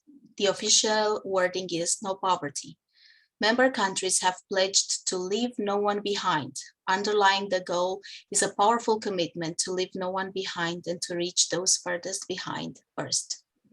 SDG 1 aims to eradicate every form of extreme poverty, including the lack of food, clean drinking water, and sanitation. Achieving this goal includes finding solutions to new threats caused by climate change and conflict.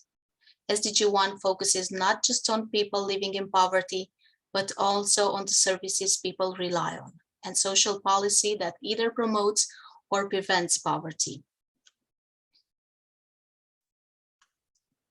Globally, the number of people living in extreme poverty declined from 36% in 1990 to 10% in 2015.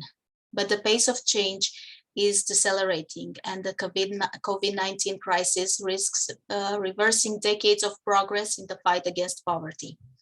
New research warns that the economic fallout from the global pandemic could increase global poverty by as much as 500 million people, or 8% of the total human population.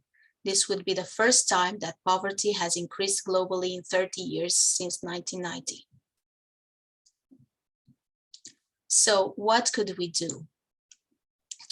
There are many challenges. We could build resilience of poor people so that they can live a dignified life. When the poor strongly rely on natural resources and which aren't sufficient, we could promote livelihood diversification. Poor people are vulnerable to environmental degradation, climate change, and disasters. We could adapt to climate change and reduce risks of disasters and shock. What could each of us do? There are targets and indicators for SDG 1. It has 7 targets and 13 indicators to measure progress. The 5 outcome targets are eradication of extreme poverty, reduction of all poverty by half, implementation of social protection systems, ensuring equal rights to ownership, basic services, technology, and economic resources, and the building of resilience to environmental, economic, and social disasters. The 2 targets related to means of achieving SDG 1 are mobilization of resources to end poverty and the establishment of poverty eradication policy frameworks at all levels. Remember that everyone can help, and every step you take is a step forward. First of all, educate yourself. Learn about SDGs, what they mean, what their impact is on the world. Recycle. Always remember the 3 R's: reduce, reuse, recycle. You can organize cleanup activities, clean up the forests, the natural habitats around your city. Teach or tutor children who don't have access to education or don't have the necessary means to learn as well as the others. Donate, not necessarily money, but also donate old clothes, things that you don't need anymore. Help someone who really needs those things instead of throwing them away. Plant a tree. The planet really needs trees. It needs the oxygen, and we all need to breathe clean air. Reduce consumption. Spread awareness. Talk to others about the goals and what they mean. And of course, live sustainably, which is the most important thing. Get everyone involved. Teachers could have a classroom, do regular outreach day trips in areas in need. At birthday parties, we could offer the option to donate money instead of a gift. We could support locally produced things. We can volunteer. We can clean up, sponsor a child. Anything we do has an impact. And this is the message that my students have to support the SDGs. The world needs our help today, so let's take action, don't delay. So many people live in poverty. Go to bed hungry, can't live normally. They need clean water, they need sanitation. And children need quality education. People need to be healthy, and it's fair to give them a good medical care. Let's innovate and work together to make our life conditions better. If we all use clean energy, we'll make the world pollution-free. Learn to produce responsibly and not consume more than you need. Sustainable communities. They live in harmony and peace. To spread the love and stop the hate, we should never discriminate. Against inequalities unite. Give men and women equal rights. The world is giving us a warning to fight against the global warming. The goals have made us understand we must protect the life on land. The ecosystem have a role, all the earth's creatures big and small. The birds, the elephants, the bees, the fish that swim below the sea. So let's join hands to achieve the goals. Together we can save the world. So yes, together we can save the world. Don't forget that the SDGs can only be realized with strong global partnerships and cooperation. Together we can save the world. Join hands to achieve the goals. Thank you so much for giving me this opportunity. Thank you so much, Laura ma'am. Together we can save the world. And I think the time to take action is right now. It is today. Wonderful presentation. And I love the way your students were sharing their thoughts, and it was really inspiring. Thank you so much, Laura ma'am. I would Thank you now for this opportunity. next speaker. Yes, Miss Vilma from Brazil. She would be sharing her thoughts and views on the SDG goal number 2, zero hunger. Miss Vilma, the stage is all yours. Thank you so much, dear Pri. Thank you. I'm so thankful for the opportunity of being here. Thank you so much. And as teacher Laura said, we can change the world. And when we join hands together, yes, we can change the world. If I do my part here in Brazil with my students, Ms. Laura, where she is, and all the teachers there around the world, we can change the world. Sometimes we are sad, and when we watch sad things on TV, and we think that we can't change the world because the world is too big and we are so small. But as teachers, we have the power to change this world. We can empower our students. We can teach them to think about others. We can teach them to care about others. I'm Vilma Barbosa from Brazil, and I've been working on the SDGs for a long time. And I truly believe that, as Laura said, we can change the world. Doing our part here, small in our small town, if everyone, each of us change the things in our community, we can save the world. And today I'm going to talk a little bit about Goal 2, Zero Hunger. And I'd like to tell you about some things that we've been doing in our community to help with these goals. So I'm part of some groups, and with these groups, we help our community. We have a list of some families who need more in our community, and then we gather food together, and we put all them in a box, and we deliver to families who are in poor conditions, because as you know, some families don't have enough money to buy the food they need. And then with these groups, we help them. We have the money. We ask people to donate what they have more in their houses, and then we put in a box and we deliver to families who don't have the condition to buy the food they need. And also we work in a project every 15 days. We prepare soup, and we deliver in a poor community. We prepare in a small pan, and we go to the community, and we give the families. We know this is a very small thing from our part, but we know that we are helping them we are helping them not be hungry that day. And this is a small thing, but we are sure that we are doing our part. And when we teach our students that they can save food, we teach them not to waste food, and also recycle, and then we are teaching them to care about others. I'd like to share with you a small video on some tips that we can do to help the world doing our part, because we are the first generation to solve hunger and to solve all the problems out there. We just have to believe in ourselves that yes, we are able to solve the problems. We have to join hands and work all together and believe that we can do that. Not let this to others. Let's do our part now at this moment. So I'm gonna share may I share the screen, please? Just a small video, I promise. Okay. Yes, ma'am, you can go ahead. Okay, it says I can't.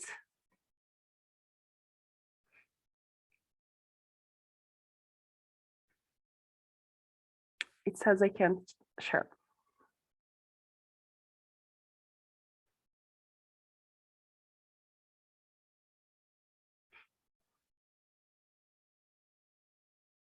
Okay, let me try again.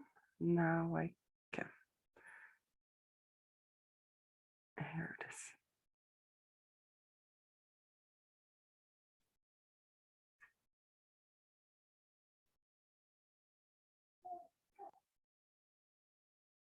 The news every day that people are dying of hunger around the world, and you probably think the situation is pretty dire.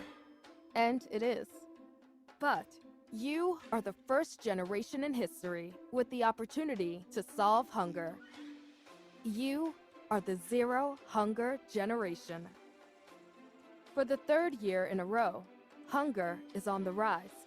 821 million people don't know where their next meal is coming from. Half of these hungry people are in the business of growing food. They're small-scale farmers who grow just enough to feed their families and hope to have a little left to sell. There are also hungry people living in urban centers or who have been displaced by natural disaster or conflict. To understand why so many people in a world of abundance go to bed hungry, you have to look at the 4 factors that influence food security.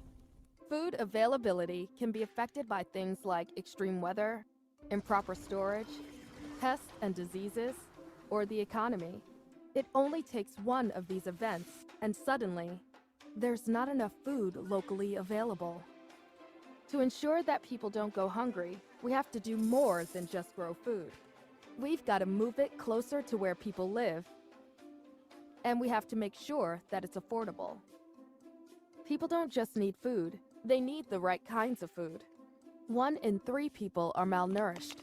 Children are especially vulnerable, and missing key nutrients at an early age can cause irreversible damage. We need to do more than just feed the world. We need to nourish it. Nutritious food needs to be available and accessible at all times without interruption. It needs to be predictable.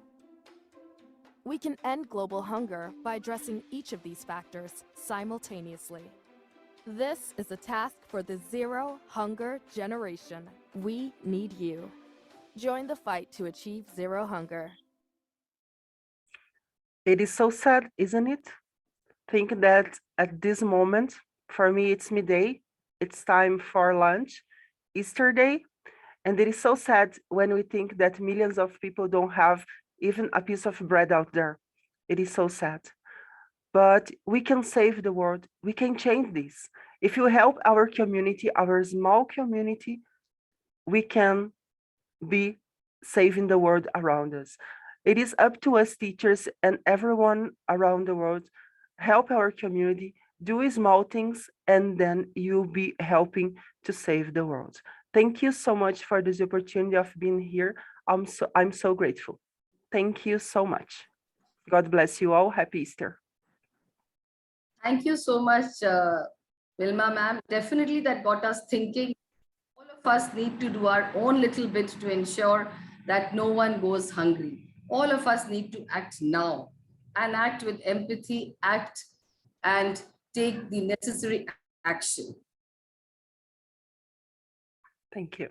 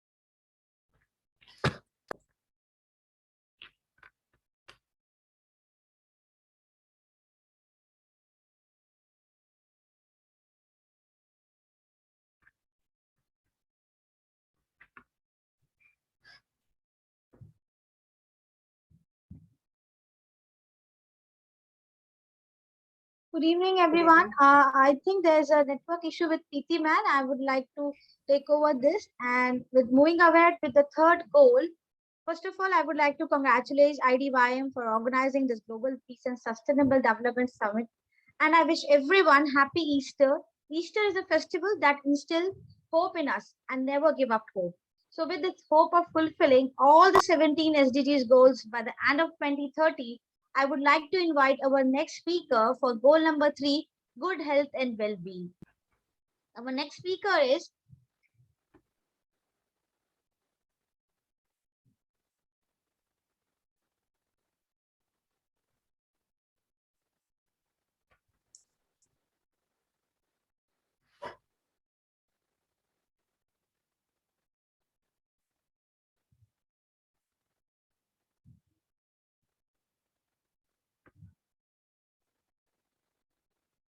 Ms. Elisa Durbanin from Armenia. Ms. Elisa, are you there? Ms. Elisa? Yes, I am here. Yeah. Over to you, ma'am. Okay, just request, can you let me share my screen? Are you able to share, ma'am? No, I can't. Okay. Technical team, please make Elisa, ma'am, the co-host so that she can share the screen.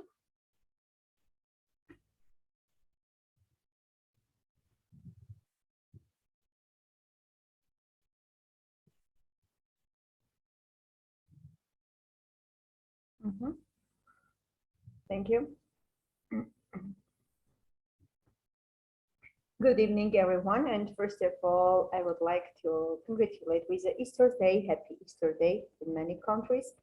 And I would like, today I'm going to represent the third goal. And my goal is about being healthy and well-being.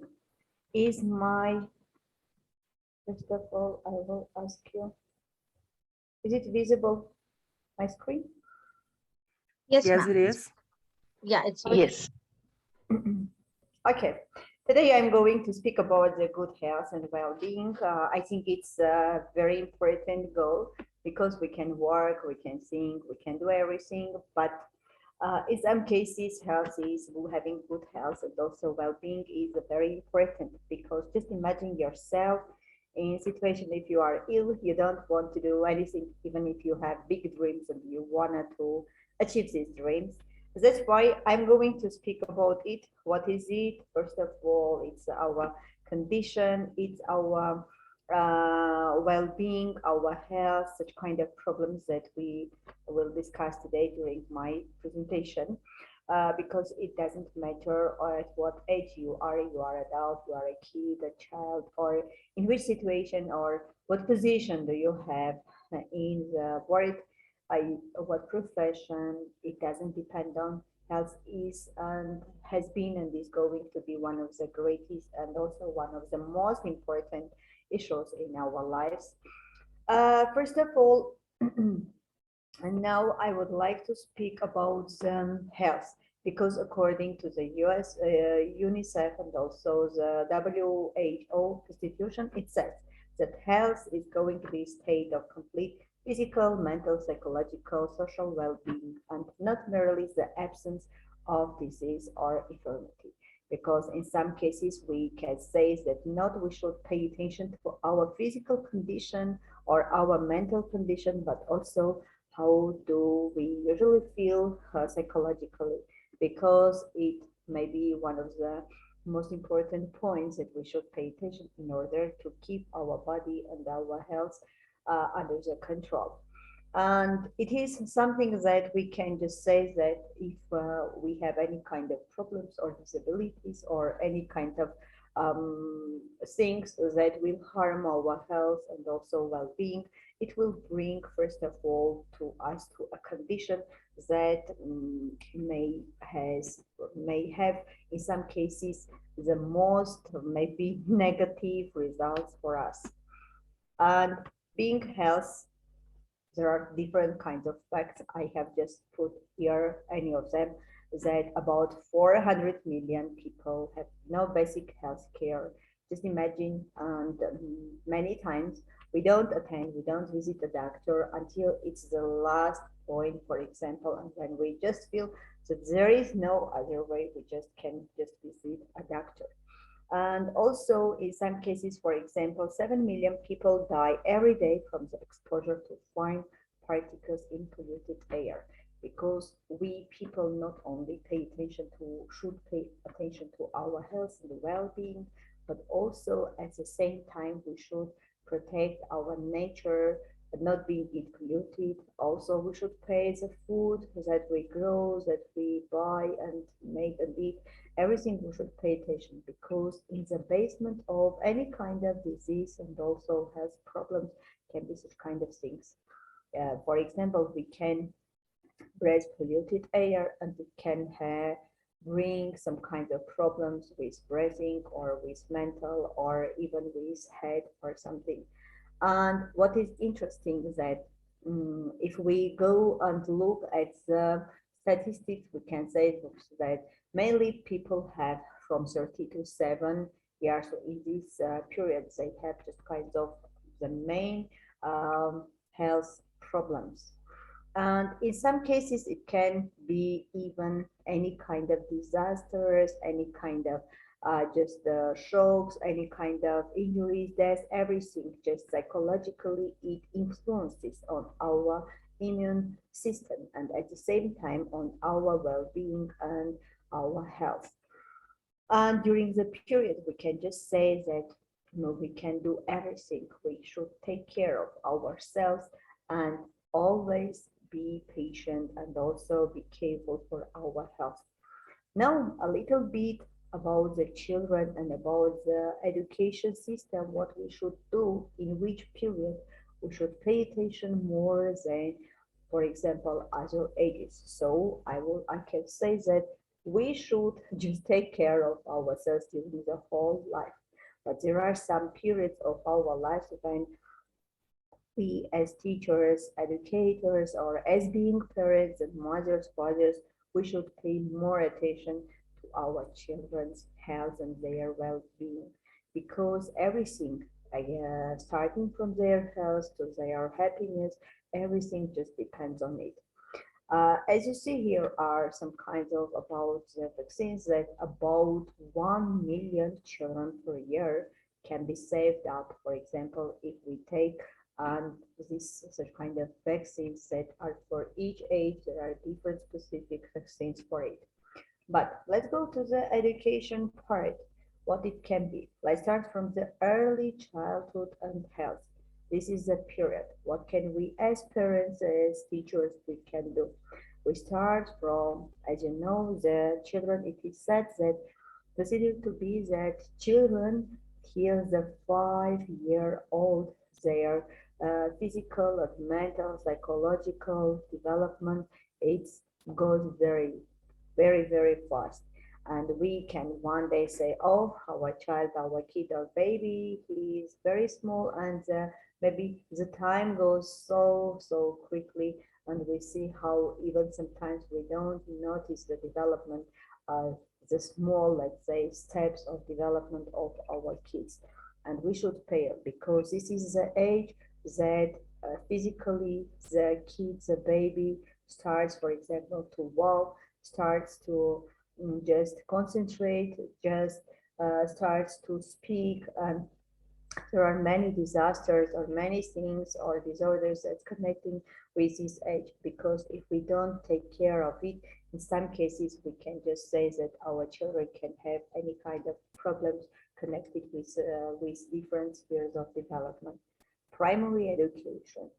Here also we continue as children, they continue their development, but let's pay attention to the environment, because they start attending school. It's a new environment, it's a new everything, rules, and they have to follow, to obey them. One of them I will just mention about, for example, the position of sitting. We just say that they should keep the distance from the copybook. In some cases, just sit straight, etc. Such kind of problems that we teachers should pay attention and just with teachers. Then goes to the secondary education, which is another period of development of children, because there as students as pupils, they have another problem.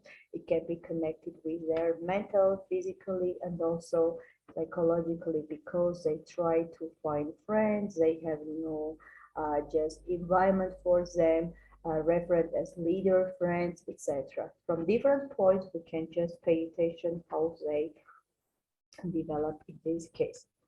The next that I would like to share with you, what can we do? We just say these kinds of problems, these kinds of disasters, these kinds of issues, etc., etc. But what can we do in order to stay healthy? I would like to offer you some kinds of tips that I have just included in my presentation. First of all, for example, be physically active for 30 minutes most days of the week. Sometimes, especially at the time of COVID, we like just to sit, to work in front of computer, maybe for many hours we don't even move or just concentrating on the screen. But try to find time every day for 30 minutes.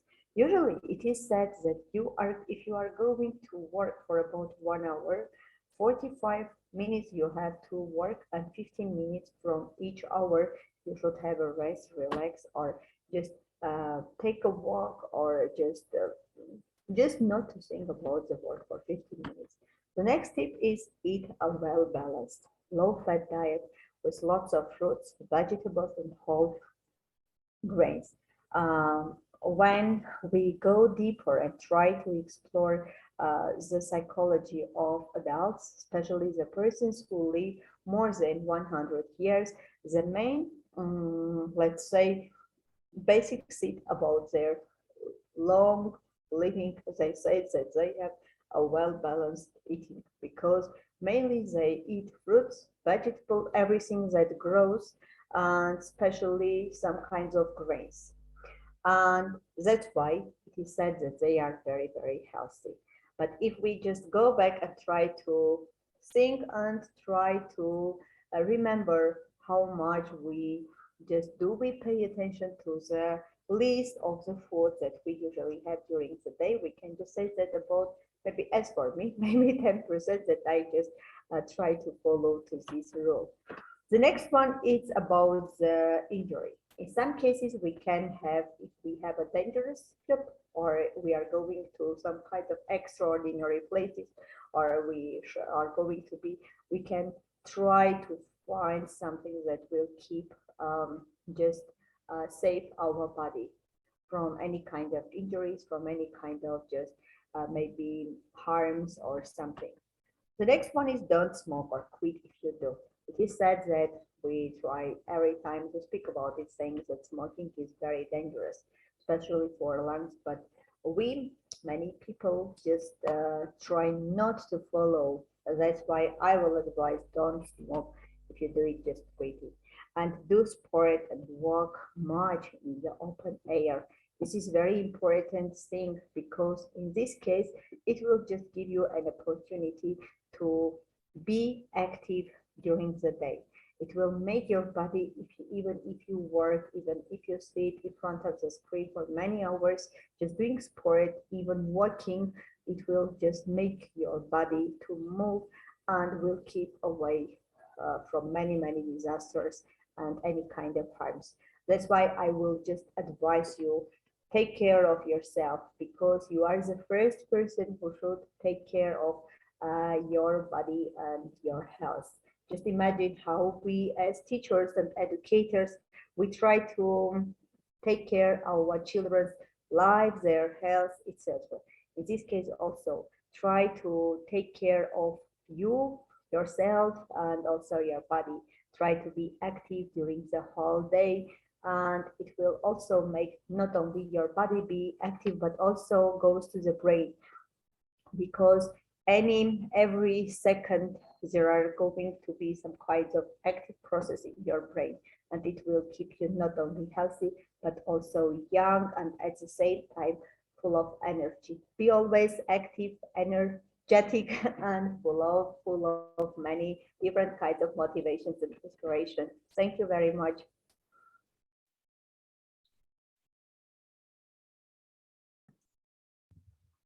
Thank you so much, Dr. Elisa. A very insightful presentation with such amazing tips given on staying healthy and on the importance of maintaining physical, mental, and social well-being.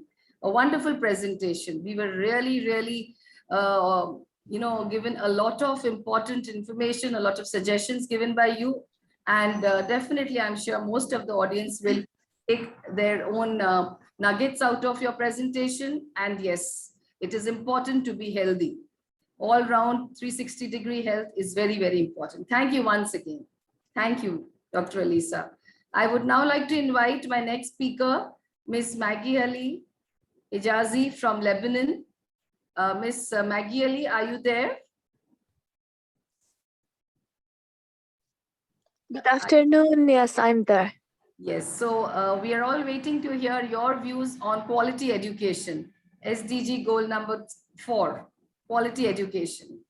Thank you. At first, I want to say that it's a great honor for me to be with you, with IDYM, for its special, always special progress and its special events. And I'm really grateful for being with you and grateful for being chosen for this topic, because it's one of the most important topics and it's really involved to my career progress being an educator and a technological trainer.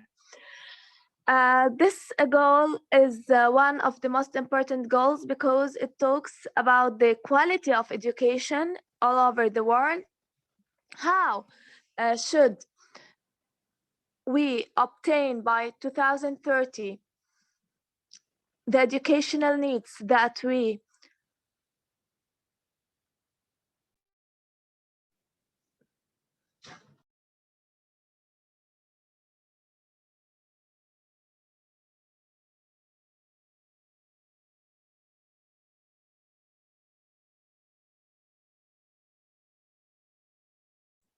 Ms. Hijazi, we can't hear you. Are you there? I think we've lost her connection. Dr. Pooja, is she there or can we move on to the next speaker? Ma'am, I think she left the meeting because of network issue. Yes. With the next. So while she's connecting back, let's invite our next speaker, Ms. Kanchan Farkia. Are you there, ma'am? Yes, I am here. Yes, so welcome, and we would like to hear your views on gender equality, SDG goal number 5. Sure. First of all, thank you so much, everyone, Preeti ji and Ravi Shankar ji, for this opportunity. And my SDG goal number 5 aims to eliminate all forms of discrimination and violence against women. It's gender equality. So gender equality between men and women is an integral part of human rights. And I know it is not a female fight, but it's important to have a balance between both. So SDG goal 5 focused on pursuing a main goal of real and sustained gender equality in all aspects of women and girls' lives, in which that includes the ending gender disparities, eliminating violence against women and girls' lives, eliminating early and forced marriage, and securing equal participation and opportunities.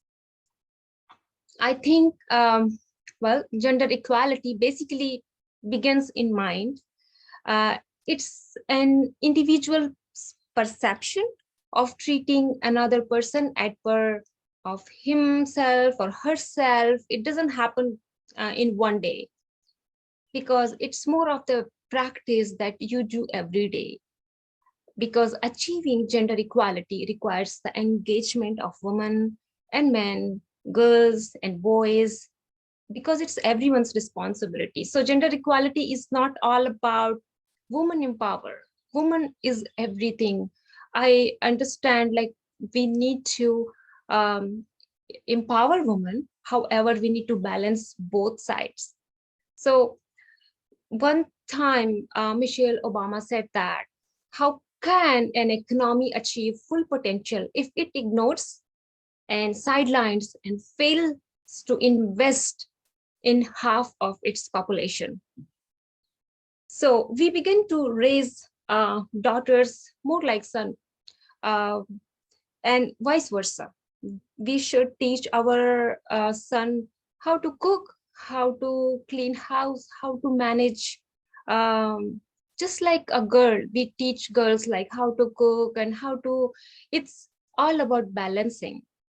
And one research from Stanford study, they said about the gender pay gaps, because throughout much of the 20th century, it was not much because the average woman earned about 60% of what the average man earned.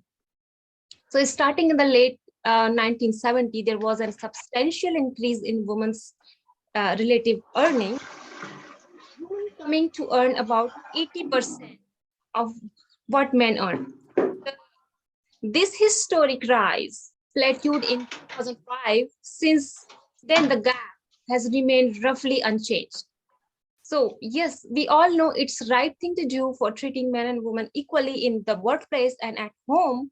So it's going to be, suppose, okay, so woman has not a big muscle person, but woman has other skills and they have other traits, and men as same as men has. So it's a win-win situation that will result in more opportunity and more happiness for everybody. So, well,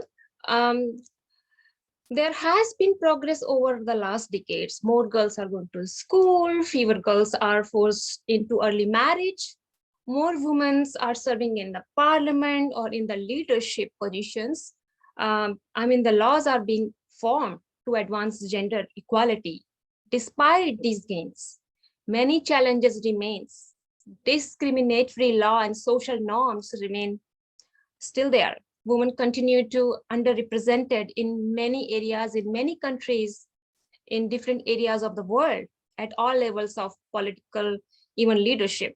However, what I think is gender equality might mean that women and men should be treated equally or differently. For example, it may imply that women and men should be paid same for doing the same work. And I just also see in home, in families, there is always a typecast, a stereotype, like woman is only for cooking and men is for earning. But we should not typecast actually. When men and women work together, they can produce exceptional results in the workplace, and even more importantly, they wind up doing the same for their personal lives. And of course, if we will improve our personal life, it will improve the society, and it will ultimately improve our in the whole world in general. So women benefit from working with men, and men benefit from working with women. So for example, men can also be responsible for taking care of the children, young children, do some household work together. And one more thing I want to say, like men, they are not supposed to cry in public or in front of someone, but this is not fair for the men as well, because they have to live out their stress out, and then it is not fair for the men as well, because I have seen many in families, men are not like, they're just, if woman is like superpower in the house, and it happens in everywhere, like vice versa. So we need to have balance. This is how to fight this inequality. Approach your relationship as a true partner. If you are balancing together, and support your partner's ambitions at work, or what they want, what they have skill, to build a great culture in our community and throughout the world. It is vital that we focus on gender balance and ensure that men and women are working together, working positively, it will bring a different sets of experiences, their individual talents and contribution. And that is the perfect amalgamation of these differences is what will take us all into a better future. So gender equality is this important, and thank you so much everyone, and thank you so much all the speakers as well. I'm so I was learning everything, listening, and chief guest and guest of honor, thank you so much for your insights and your views, and thank you, Ravi Shankar ji. Thank you so much, Kanchanji. Wonderful presentation, and you are an epitome of gender equality, if I can say so. You're looking so awesome, and yes, we've heard you so many times. I think the key takeaways for me are gender balance, support, and men and women walking together towards a more positive, happier, and a healthier world. Thank you so much. It was a pleasure to hear your views. I would now like to invite Ms. Hijazi. Ms. Maggie, are you there? I think Ms. Maggie is back. Dr. Pooja, if you can just check. Yes, I'm back there. Thanks a lot. I'm sorry for the internet glitch that occurred. In fact, I was talking about goal number 4. I'll begin with the fact that education liberates the intellect, unlocks the imagination, and is fundamental for self-respect. It is the key for the prosperity and opens a world of opportunities, making it possible for each of us to contribute to a progressive, healthy society. So learning benefits every human being and should be available for all. This goal ensures inclusive and equitable quality education and promotes lifelong learning opportunities for all. The targets of this goal ensures the presence of free primary and secondary education, equal access to quality pre-primary education, equal access to affordable technical, vocational, and higher education, the increase of the number of people with relevant skills for financial success, the eliminate of all the discrimination in education, the universal literacy and numeracy. It also ensures targets that are needed for the education for sustainable development and global citizenship, the build and upgrade of inclusive and safe schools, the expand of higher education scholarships for developing countries, the increase of the supply of qualified teachers in the developing countries. All those things should be done by the help of every single individual of us. The goal is very important to achieve its main points by every single human in the whole world, because it's one of the most important qualities for the human beings to be a proper human being, and it's a responsibility for each person to maintain and to ensure this inclusive and equitable quality of education and to promote the lifelong learning opportunities for every single person. I'll not take longer time in this because talking in this domain it has never an end, because it's one of the most important points and most of the important goals from the Sustainable World Goals. It's important to allow the people to break the cycle. If poverty, it helps to reduce inequalities. It helps also the other goals to be obtained to reach the gender equality. It's the base. I find it the base of all the other goals, because if you are educated, you can do any other progress. You can achieve any other point. You can become a person who wants the peace all over the world and who can obtain all the other sustainable development goals. So thanks a lot for giving me this honor of being with you today, and have a nice evening. Thank you.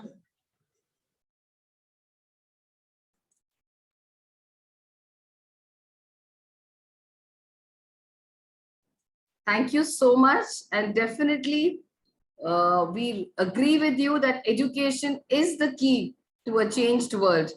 Thank you so much for the wonderful deliberations and your suggestions. And yes, we have to ensure that quality, equitable, and inclusive education is available to everyone.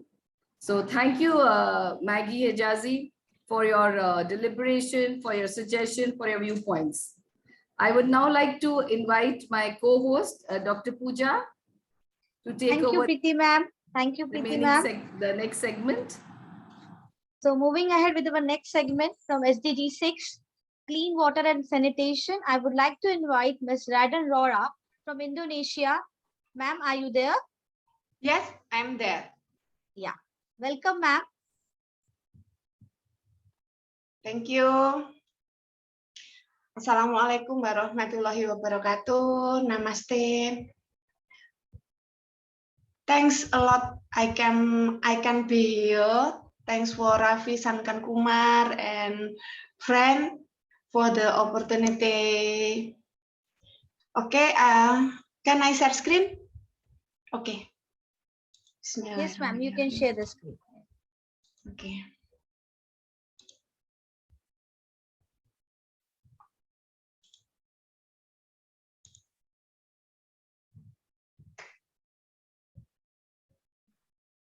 Number 6, Clean Water and Sanitation for Global Peace, Sustainable Development Summit 2022. Thanks for Sankar Kumar and Ms. Dinul Asmi. Billions of people still lack access to safe drinking water, sanitation, and hygiene in 2020. 2 billion people lack safely managed drinking water. 3.6 billion people lack safely managed sanitation, and 2.3 billion people lack basic hygiene. So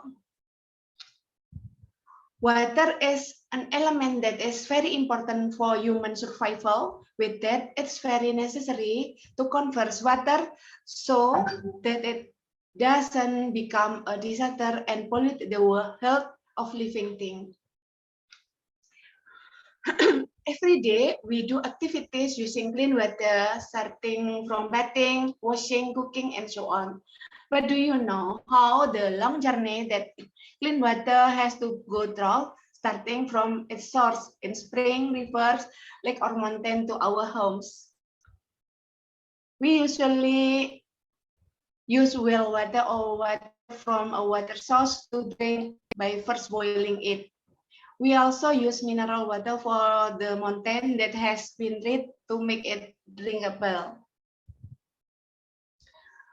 Raw water that come from water source cannot be directly used for clean water needs in buildings. The water must first meet the requirements of quality, quantity, and continuity. To maintain the quality of the raw water, usually the water will undergo a processing process.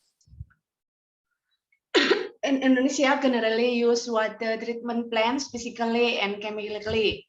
Physically, treatment is usually carried out by utilizing the mechanical properties of water without the addition of chemical substances. Chemical processing, of course, with the addition of chemical substances such as alone, chlorine, and etc., which is usually to set aside heavily metals contained in water. Intake building. As the name implies, this building serves as the first place for water to enter from water source. The building is equipped with a screen bar which functions to filter out foreign objects in the water. Furthermore, the water will enter into a large tub before being pumped to the water treatment plant. Water treatment plant. As the main installation of clean water treatment, there are several processing sections in STP that make the water fit for use. The sections are coagulation, fluctuation, sedimentation, filtration, and disinfection. Okay, like this. Reservoir. After the water has been treated, it will be put into temporary storage in the reservoir before being distributed to houses and buildings. To drain water, HDPE pipes and PVC pipes are usually used. 129 countries are not on track to have sustainable managed water resource by 2030. So, how to conserve water? 1. Protect the environment. 2. Reduce water use. 3. Dispose of trash in its place. 4. Minimize the use of chemicals. 5. Dispose of chemical properly. 6. Recycle used materials. 7. Hold or treat. 8. Prevent illegal felling of trees. 9. Carry out reforestation of the forest. 10. Don't throw factory water carelessly. 11. Checking water pipe regularly. 12. Maintain the stability of the availability of clean water in water source. 13. Creating a beautiful environment. 14. Using the shower when bathing. And 15. Don't take too much well water. Okay, thank you.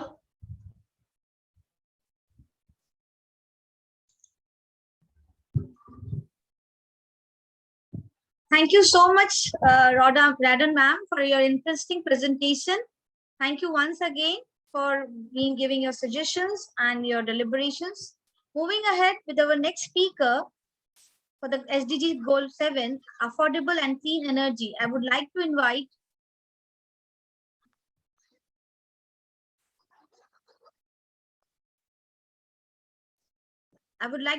Mr. Noor Mohammed from Bangladesh. Over to you, sir. Thank you so much. Thank you so much for giving me the floor. Hi, everyone. My name is Noor Ahmed. I am from Bangladesh. I'm the international speaker, moderator, educator, youth influencer, event coordinator, and so many things. And most importantly, I'm working in international French NGO Action Against Hunger as a finance officer on campus in Bangladesh missions. Yes, I'm really glad to be here because there is a lot of the massive program is going on where 17 countries representatives are going to share the 17 Sustainable Development Goals.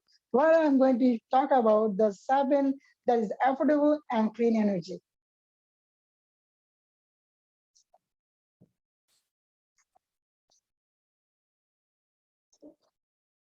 And okay, just let me know my screen is visible, right? Yes, sir, it's so visible. I'm going Yes, to talk about exactly. Thank you. So I'm going to talk about the SDG 7, and that is main aim to ensure access, affordable, reliable, sustainable, and modern energy for all.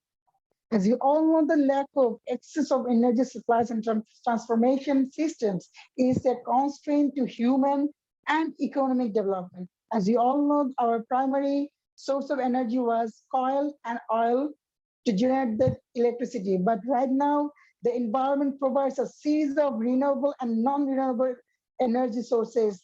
Those are solar power, wind power, geothermal energy, hydropower, tidal power, biomass, and nuclear power. These are the actually the environment provides this series of energy to get the ultimate benefit to ensure the affordable and clean energy. But increased use of fossil fuel without action to take mitigation greenhouse effect will have a global climate change implication. My dear Honorable, energy efficiency and increased use of renewable contribute to climate change mitigation and DRR, that is disaster risk reduction. But the maintaining and protecting, I repeat again, but maintaining and protecting ecosystem is allow using the further development hydropower sources of electricity and bioenergy. So moving ahead, I'm just giving some pros and cons and some just information regarding this is a 1/3 of the world's population use dangerous and inefficient cooking system. And you can find that 759 million people lack access to electricity. This is really a very bad, in fact, till now. And 3 out of 4 of them live in the sub-Saharan Africa. So I'm giving some information that is basically the comparison of 2010 and 2020 information. There is 1.2 billion people without access to electricity, where is 2020 is 789 million people without access to electricity. That means the number is decreasing. This is a good sign for us. And another one is 3 billion people without access to clean cooking. And this is also decreasing. It's 2.8 billion people onward. This is another one, but that not much. We have to decrease this at increasing rate. It would be great for us. So let's move on to the another one. That is 16.3% share of total final energy consumption from the renewable, where 17.3% in 2020. It's all about the 10 years. Within the 10 years, only the 1% is increases. There's not that much for us. Move on ahead, that is 5.9 USD primary energy intensity, where 5 is the same as before. This is not, nothing can change. So there is some other information over there. Let's move on to this, move on to the another point.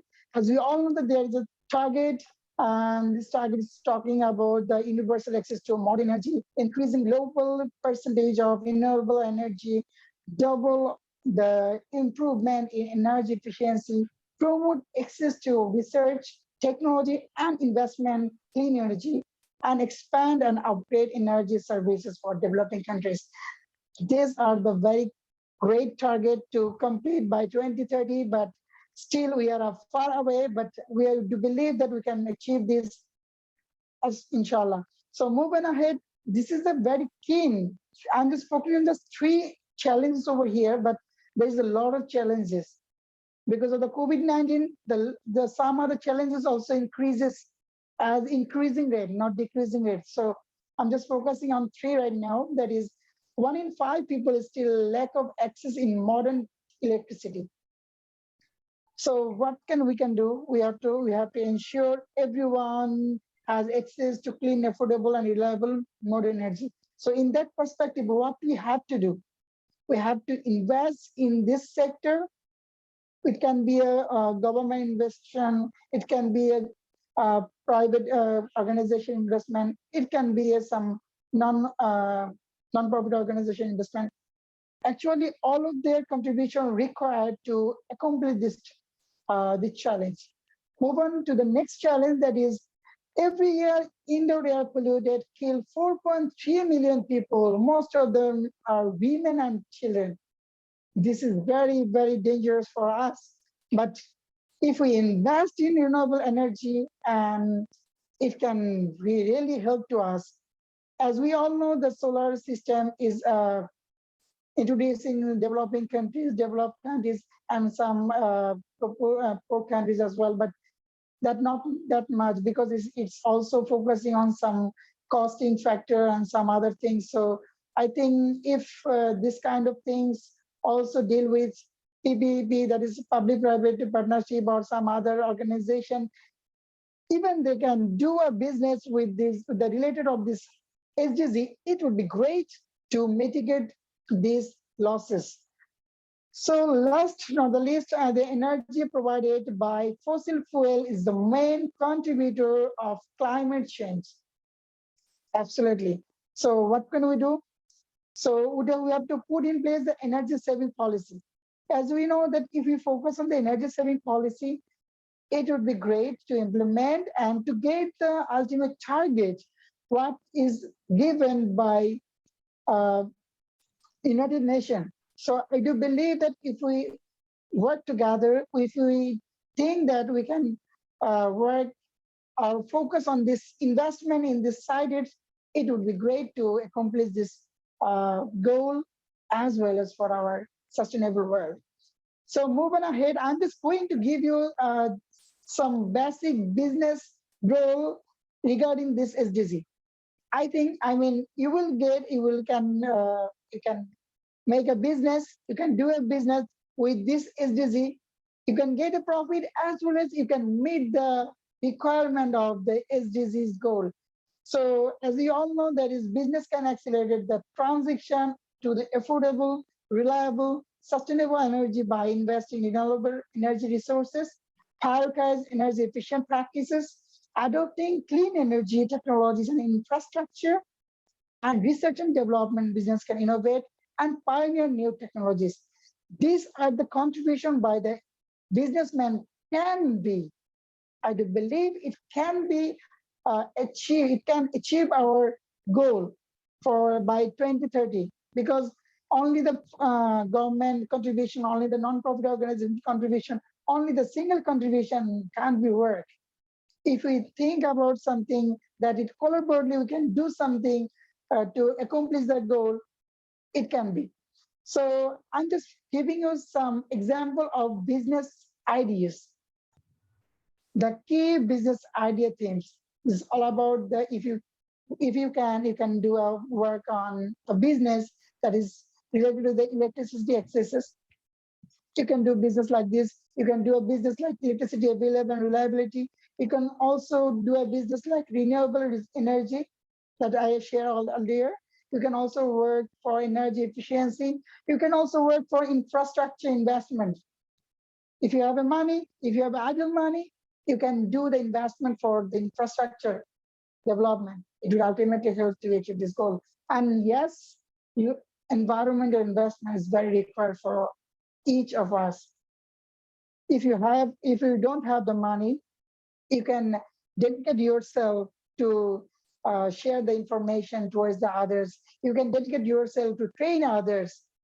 Money is not always the sources to resolve and to achieve all the goals together, but your own initiative can also be the responsible and contribution to achieve this goal. And yes, I also give some example. I'm just skipping those because of the time constraint. And we can make the waste to energy. You know what? Some biogas power plant is going on in my country, Bangladesh, and some other countries drastically, and it is very much needed because all the wastes can make the help to make our energy for us. You can see the picture that I showed here. That is, you can see the 2020 is all about to 35 million, approximately 35 billion energy can be generated by waste to energy as recycle activities. Or if you are going to work on this process, we can also increase by 2027 is approximately 60 billion USD. So why we're waiting for? We can do from our own home. We can start our dedication or delegation from our own home by waste management, by sharing the information to others, by giving the ultimate training, ultimate information, ultimate awareness towards the all to reduce the fossil fuel and generate the more energy for all the people in the world. So let's do and start from your own way. Thank you so much. Thank you so much for being with us, and thank you so much for getting me a question. And thank you so much, Ravi Shankar brother and IDYM Group of Company entire team for your dedication and utmost.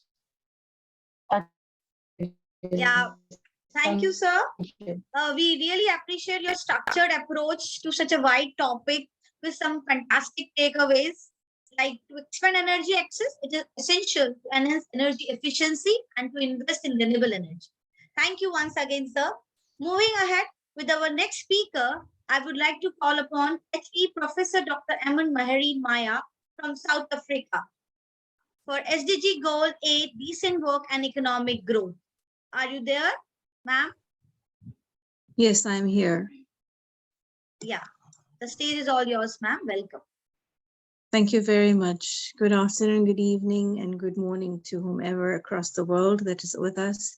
Firstly, let me say thank you to IDYM, to all of the esteemed speakers and moderators, and thank you so much for everyone on this platform. Thus far, we have learned so much across the board, and we keep learning. So this is amazing, because SDGs, as far as I know, in my opinion, every one of them is interlinked with each other. So the more we learn about each one of them, the more we will know how to work together so that we can reach the goals for 2030.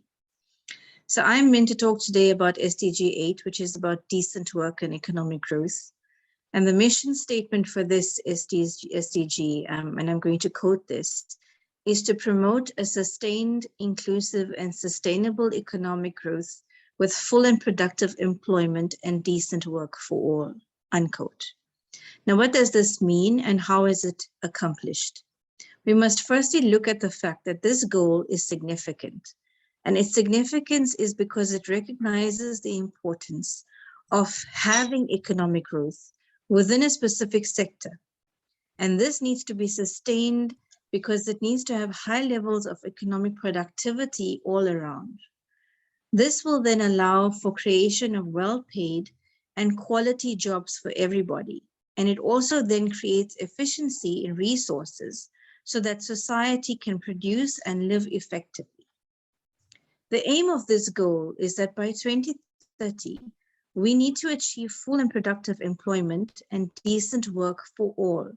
This is inclusive of women and men, including young people and people with disabilities. So we also need to have equal pay for all of these people. Remember, we're talking men, women, young people, disabilities. Equal pay across the board for work and for equal value. So each one needs to be recognized for their worth in the individual capacities so that there can be massive productivity. One of the biggest problems thus far is a global inequality. And this is found as a key issue in the report that was done. So we need to therefore work even harder on this issue of inequality at every level, because in many reports, this is shown as something that is worsening the rate. It's worsening the rate of progress. And it is an obstacle now to achieve decent work and sustainable growth and development for everybody. Now, when we talk of decent work, what are we talking about? Decent work refers to us having productive work for women and for men, and where the working conditions that there is a freedom of working condition, there is equity amongst all, there is security for everybody, and there is human dignity in the workplace. So work in decency, when it is fair and just, is what is meant by decent work. There has to be fairness, there has to be justification. The payment has to be fair and it needs to be safe. Now, in order to promote good work and economic growth, we need to do a little bit of things in complication with each other. You need to have diversity, you need to have innovation, and you need to have economic productivity. So we need to acknowledge the diversity, and that allows for us to be fair across the board. We need to also know that we need to upgrade continuously with our innovation skills. Decent work, remember I said, is about productivity and having you to be able to be free to choose whichever work you are passionate about that you are good at doing. And that then gives you the rights at work, which need to also be safeguarded, because we all need social protection without bias. So we need to promote jobs that have absolute guarantees that your right at work are upheld. You need to have extended social protection in order to meet this goal. Social protection that goes across the board so that every single person that is employed is awarded decent work capabilities, decent work, agenda-based realities of what they need so that they can be productive to their best versions of what they can do. If we focus on these factors of what decent work means, then we will automatically achieve the economic growth that we are looking for. And that will then give us the freedom to keep it up and sustain the economy in whichever sector we're looking at. We need to, however, look seriously to eradicate forced labor. We have to look at how we can eradicate modern day slavery. And we have to look at how we need to stop human trafficking, and especially child labor needs to be stopped at all costs. In order for this SDG to work, we have got to look at these negative factors realistically and put a stop to what is halting the progress of this. This is where the inequality phase comes from. So we need to look at policies that are going to protect labor rights and promote even any positions like, for example, tourism. As long as we are creating jobs and promoting culture which is productive, which can sustain economy, then we are reaching our goal. Remember, everyone has a right to get work. Everyone has a right to choose productive works that works for them and that needs to deliver fair income to them, where they feel secure in their workplace, where they feel and know that their families also have social protection with them having the jobs that they have. This then offers them better prospects for them to develop themselves also in the workplace. And that's what we're looking for, because we do not wish for anybody to have discrimination at any cost. And everybody is needed to have social development. So remember, when we are looking at this SDG and decent work for economic growth, we are looking for fairness and justification. If we look at these factors which I've pointed here, eradicate what is necessary, we will definitely be able to achieve the decent work and economic growth for everybody across the board in every government sector across all countries. The point is that we need to be realistic about what is halting our progress, because there is much that is halting it, and we need to eradicate those negative factors. So thank you again for the time.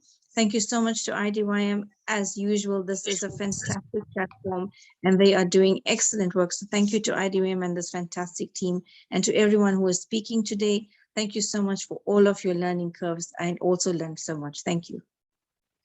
Thank you, Mary, ma'am. It was excellent insight. And the takeaways was that each one individualities need to be recognized. Decent work is about productivity. Everyone has the right to choose a productive work. And we all need social production without bias. Thank you once again, ma'am. Moving ahead to the next speaker, we have already done with goal number 9, industry, innovation and infrastructure. We will straight away move to the goal number 10, which is reduce inequality. And for this, I would like to call upon Ms. Vajalaka Dimaj, ma'am. Yeah. Hi, everyone. Here is Vilta Demai from Albania. Welcome, ma'am. Thank you very much for inviting me here and to be part of this panel. Reduce inequalities is one of 17 Sustainable Development Goals, and it's important as much as all the others are. As we know, in all the world and where we live, much of the wealth is held by a very small group of people. Sometimes, in some countries, this group leads and decides for the others. And this situation often leads and creates a big and large financial and social discrimination. But it's very important for nations, equality and prosperity must be available to all, regardless of gender, race, religion, or economic status. And if we become aware of this, when every individual is self-sufficient, the whole world, I'm sure, will progress. Inequality is a concept in gender that refers differences between individuals or groups and covers different dimensions. As you know, these dimensions are economic inequalities and social inequalities and environmental inequalities. But we meet inequality within a country and between countries too. To reduce inequality within a country means to reduce inequalities based on age and gender, race, disability, origin, religion, or economic status. I am a teacher and I work in a school, and I met inequality between teenagers. And sure is my duty and all my colleagues to erase these. And is our duty to help our students to know that we are equal and there is no inequality between them. And of course, I am sure that reducing these social and social inequalities and economic inequalities, it's not the key. It's not only the key of the ensuring that no one is left behind, but also is an important key for sustainable poverty reduction. As I told before, inequality exists not only within country, but it exists between countries too, including those related to representation, migration, and development assistance. But what can I do to reduce this? What can we do for or helping for this? First of all, I think that is important to find a charity that we want to do and to support. Every donation, if it's small or big, it doesn't matter. It can make difference. Because as you know, Mother Teresa said, do little things with big love. So it's important to do this, each of us. Something else that we can do is to find out what is our rights at work. The fight against inequality is very important where we live and where we work, because we have to raise our voice against any kind of discrimination, because each of us sometimes has met the inequality in their life or in their work. So if we raise our voice against this inequality, everything is going well, because we are equal. And this is the main aim that we have to say to our students, to accept each other, to treat each other with respect and love, because we all are equal. And we have to do this as the others has. If we do this to the others, and we are expecting the same for us. In the part of nation, we can support migrants and the refugees that comes in our countries or in our communities, and to accept them as they are, because always we are equal. And if we do the best, if we help in reducing inequalities in school, in work, within and between countries, I'm sure that the world will be better and we will live in a better world. Thank you very much for paying attention to me. Thank you, ma'am. Thank you very much. It was a pleasure listening to you. Thank you. It was highly inspirational. And the takeaways which I have taken: accept each and treat others with respect and love. It will help us reducing the inequality. Moving ahead with our next goal, goal number 11, sustainable cities and communities. And for this, I would like to welcome Ms. Sumaya Yama from Malaysia. Ma'am, are you there, ma'am? Yes, yes, yes. Welcome, ma'am. Thank you. Please allow me to share screen.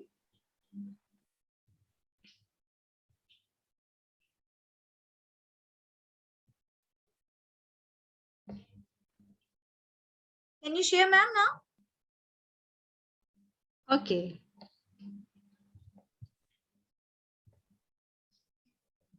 Okay, can you see my screen? Yes, ma'am. Clearly visible. All right. All right.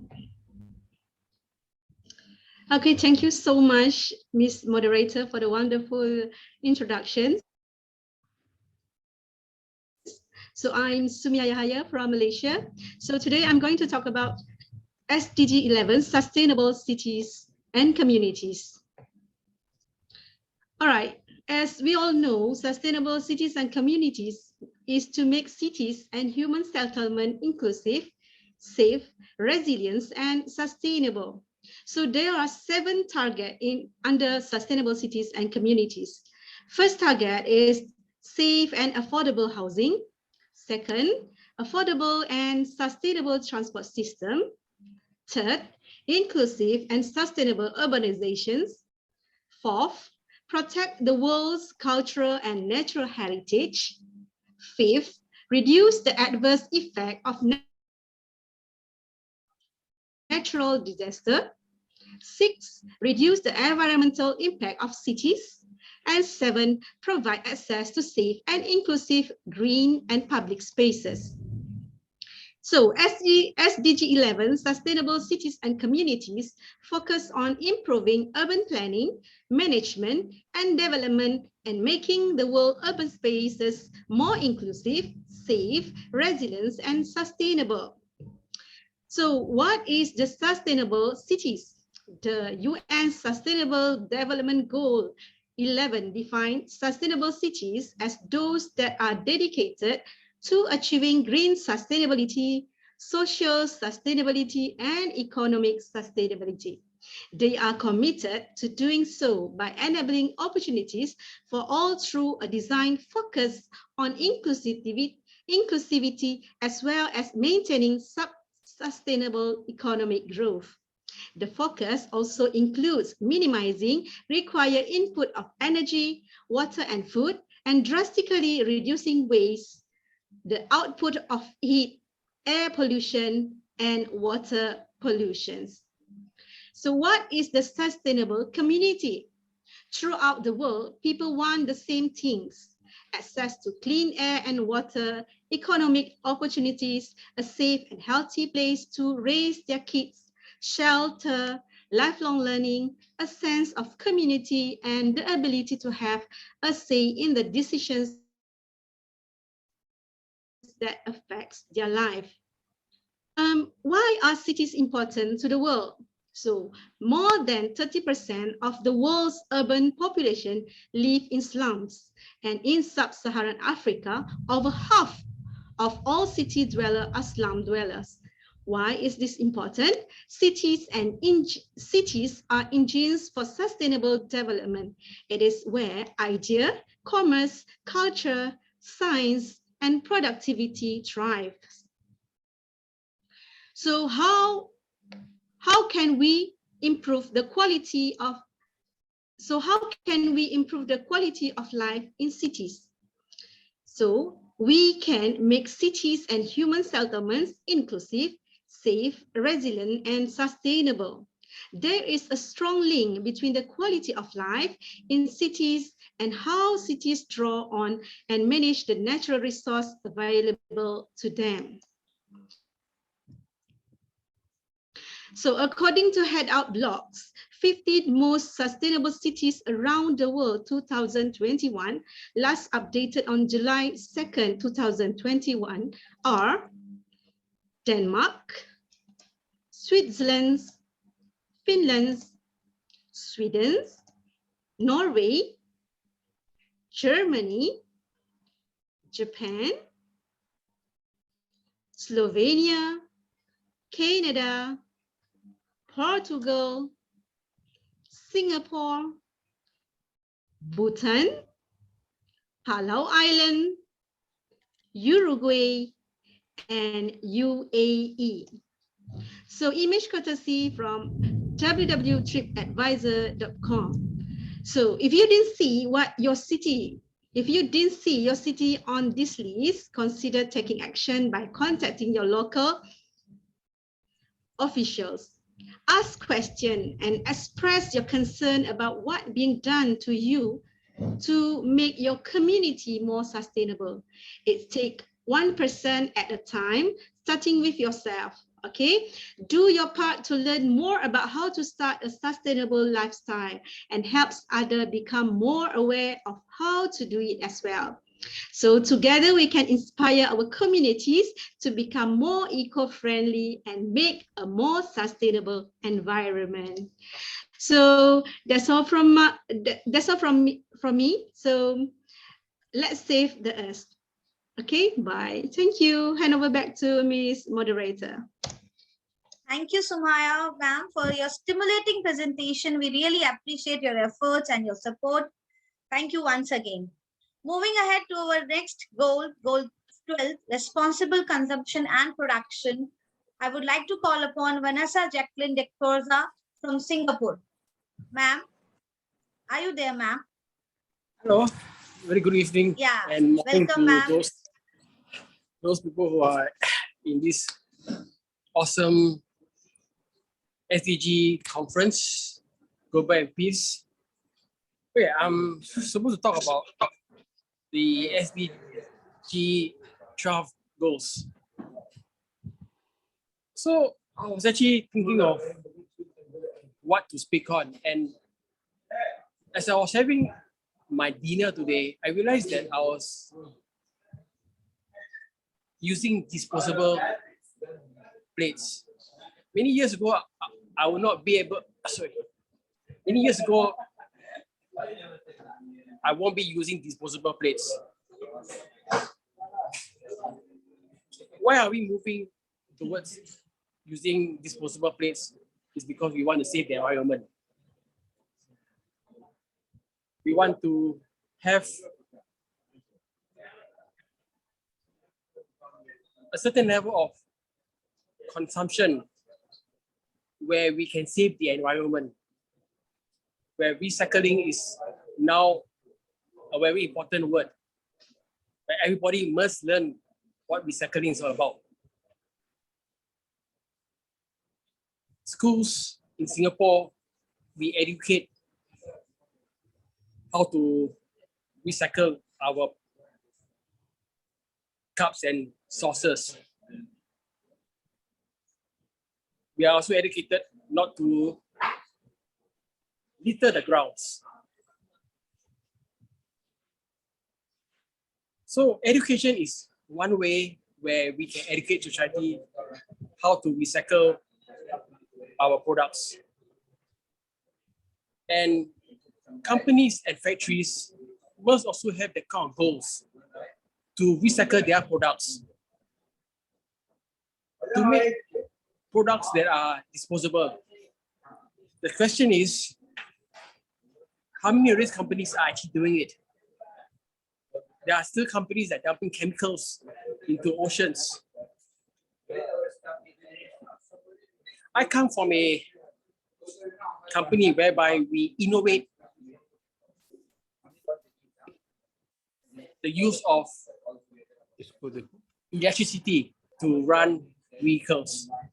And that is one way that we can sustain the environment. However, the cost of creating an electrical vehicle is still very high. And we need ample supply and demand so that we can bring the price of an electrical vehicle down. It is based on the economics of producing an electrical vehicle. But the thing is, we do not have enough factories producing this kind of vehicles because they still prefer to produce vehicles that use petrol. It is more efficient and it's cheaper. But then again, we must make sure that the petrol that is used is clean so that it will not pollute the environment. So these are checks that we have got to make sure. And this is where manpower comes in. So we need to create jobs for people to go and check whether the cars are using the proper petrol.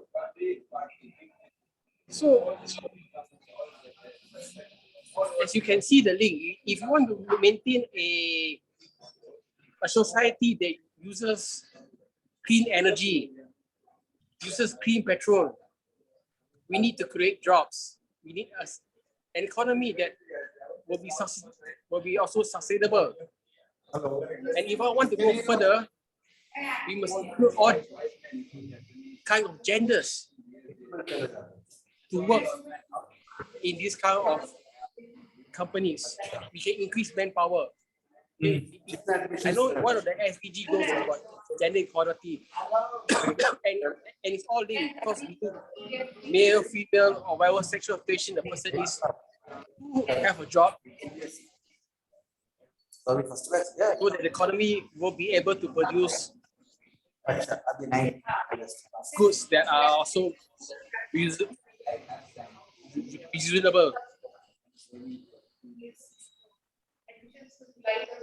Like I mentioned earlier, there are countries that are I would like to request,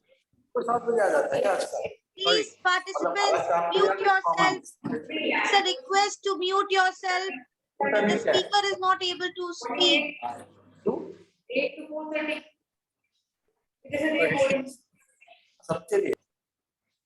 Dr. Suresh Agarwal, please mute yourself. Dr. Suresh Agarwal.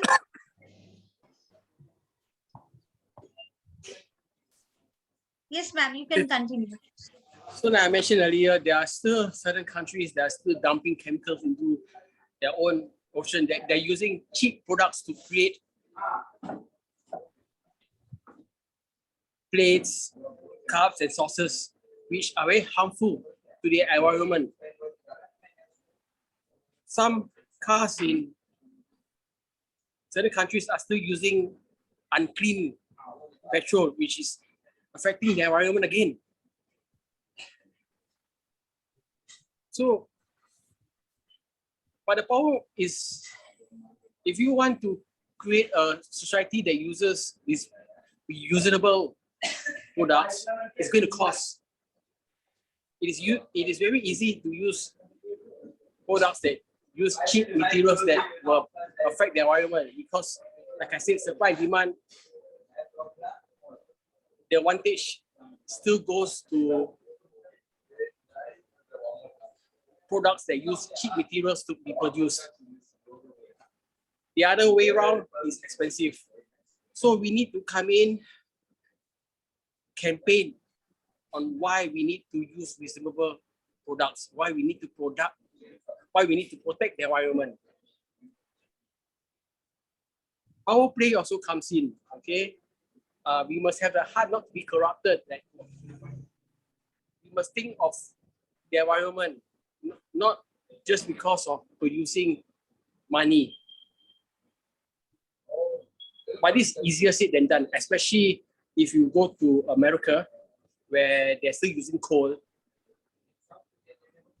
Now, coal is not it's not a clean fuel, but they still use it, and you just can't go to the factory and say, hey, you know, we have got to change the concept and use clean energy. We cannot use coal. A lot of workers will be out of job. So it's a chicken and egg thing when it comes to jobs in trying to protect the environment. So we need to have policies that will be slowly be implemented so that we can produce reusable products to protect our environment and also to protect the workers of the world. I'm actually very glad to be in a company that produces electrical cars and also think of ways to produce clean fuels. We advocate it. We are also going green. we are producing pathways where people are able to cycle to work instead of using their cars. We have tree planting campaigns. And right now, we're also encouraging people to grow their own plants in their own house so that they can produce their own food.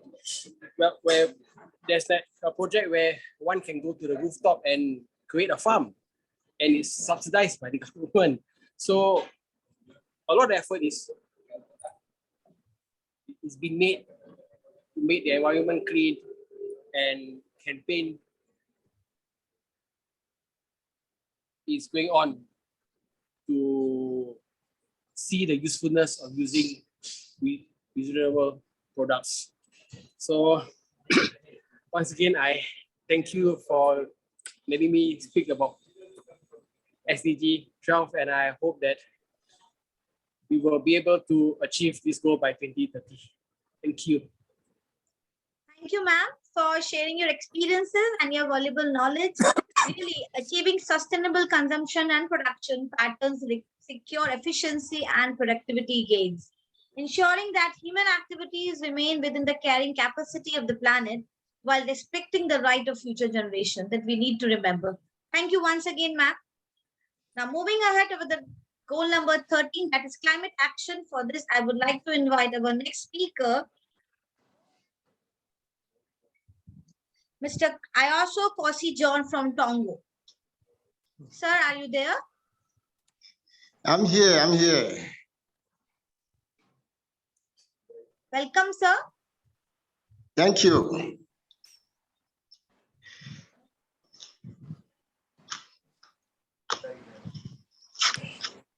Okay. I first and foremost want to thank IDYM for giving me this wonderful opportunity to represent my country, Togo, and talk about this important message that the whole world is supposed to take into action, or take action so as to help ourselves to curb the problem. And the problem is climate change. Am I audible? Yes, sir, you are. Oh, very good. So climate change is a problem for the whole world. Either you are young or old, man or woman, rich or poor, you feel the effect of climate change. Countries have a long way to go in reducing carbon dioxide emissions to curb the worst impacts of global warming. Humans and wild animals face new challenges for survival because of climate change. More frequent and intense droughts, storms, heat waves, rising sea levels, melting glaciers, and warming oceans can directly harm animals, destroy the places they live, and wreak havoc on people's livelihood and communities as well. I don't want to deliberate long on the problem. I'll be brief, talking about the solution. What can we do so as to help ourselves, the generation, not suffer more about climate change and the effects? Here I want to mention 10 ways to stop global warming. That is how we can deal with climate change. Now, do you want to stop global warming? That is the question we want to ask ourselves. Each and every one of us have to ask that question. Do I want to stop global warming? If you do, here are 10 ways that you can take action, because action is very important in everything we want to do. The number one thing you need to do, I need to do also, is replacing one regular light bulb with a compact fluorescent light bulb, and that will save about 150 pounds of carbon dioxide a year. Now, they have even helped us that we have energy saver bulbs. So why don't you use them instead of the ones that cause much heat? That is the first thing we need to do in our homes. The number two thing we need to do to deal with climate change or global warming is to drive less. Yes, now we all are somehow lazy. We want to go for a mile, we take our car, we take a bike. Why not walk? And even the lesser one is to take a bike, carpool, or take a mass transit. If you take a mass transit often, you will reduce the emission of carbon dioxide and also deal with climate change. You will save 1 pound of carbon dioxide for every mile that you don't drive. Yes. Another thing we do is recycle more.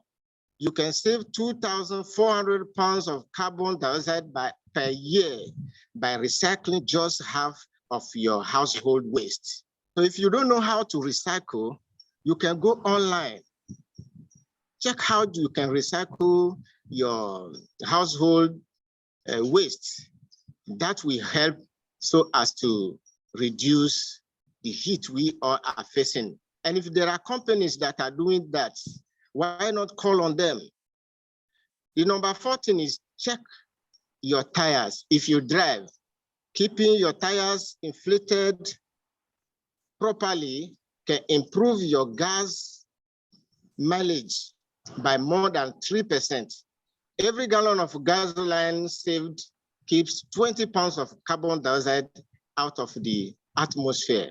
So make sure your tires are well inflated so that you will not be using more of gas. The number 15, use less hot water.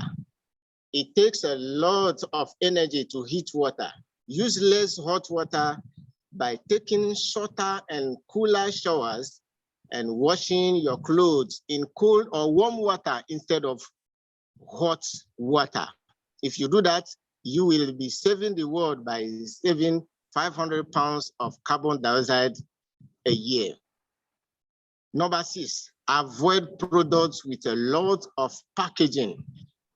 You can save 1,200 pounds of carbon dioxide if you reduce your package by 10%. So avoiding products with a lot of packaging is one way we can also help with climate change. Adjust your thermostats is the number 17. Moving your thermostat down just 2 degrees in winter and up in 2 degrees in summer could save about 2,000 pounds of carbon dioxide a year. The number 18 is plant a tree. I will repeat that.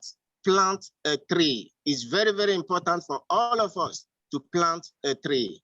A single tree will absorb 1 ton of carbon dioxide over its lifetime. So why not plant a tree to help us save lives? The number 9 is to turn off electrical devices. Yes, the electronic devices that we use, we need to turn them off if they are not in use. Simply turning off your television, your DVD, if you are still using such, a DVD player, stereo, and a computer, when you are not using them, will save you thousands of pounds of carbon dioxide in a year. So with all of this that we have mentioned, it is clear that all of us have a responsibility to take action if we want to deal with climate change. It is not only the duty of the government, it is not only the duty of the UN or the whatever organization we have in mind. It is the duty of all of us to do and take action so that we can deal successfully with climate change and live a world that will be lesser warm, no more heat for our children that are yet to be born. Thank you all for listening, and thank you for giving me this opportunity. May we take action so as to deal with climate change.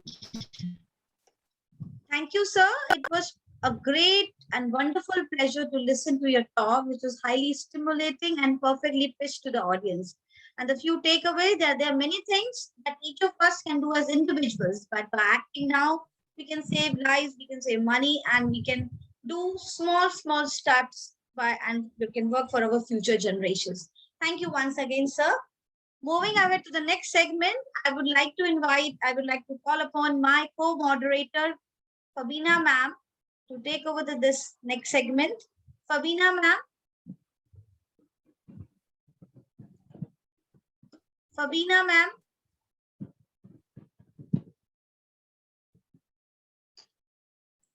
Okay. Thank you, Dr. Pooja. Yes, I'm there. Oh, Fabina. Okay. Can you hear me? Yeah. Yes, Fabina we can hear you. we We can hear you. We can. Ma'am, can you hear me? Yes, Fabina Yes, ma'am, we can hear you. We can. Yes. Thank you, Pooja ma'am. Thanks a lot. Okay, moving to the next segment, we call upon Professor Dr. General.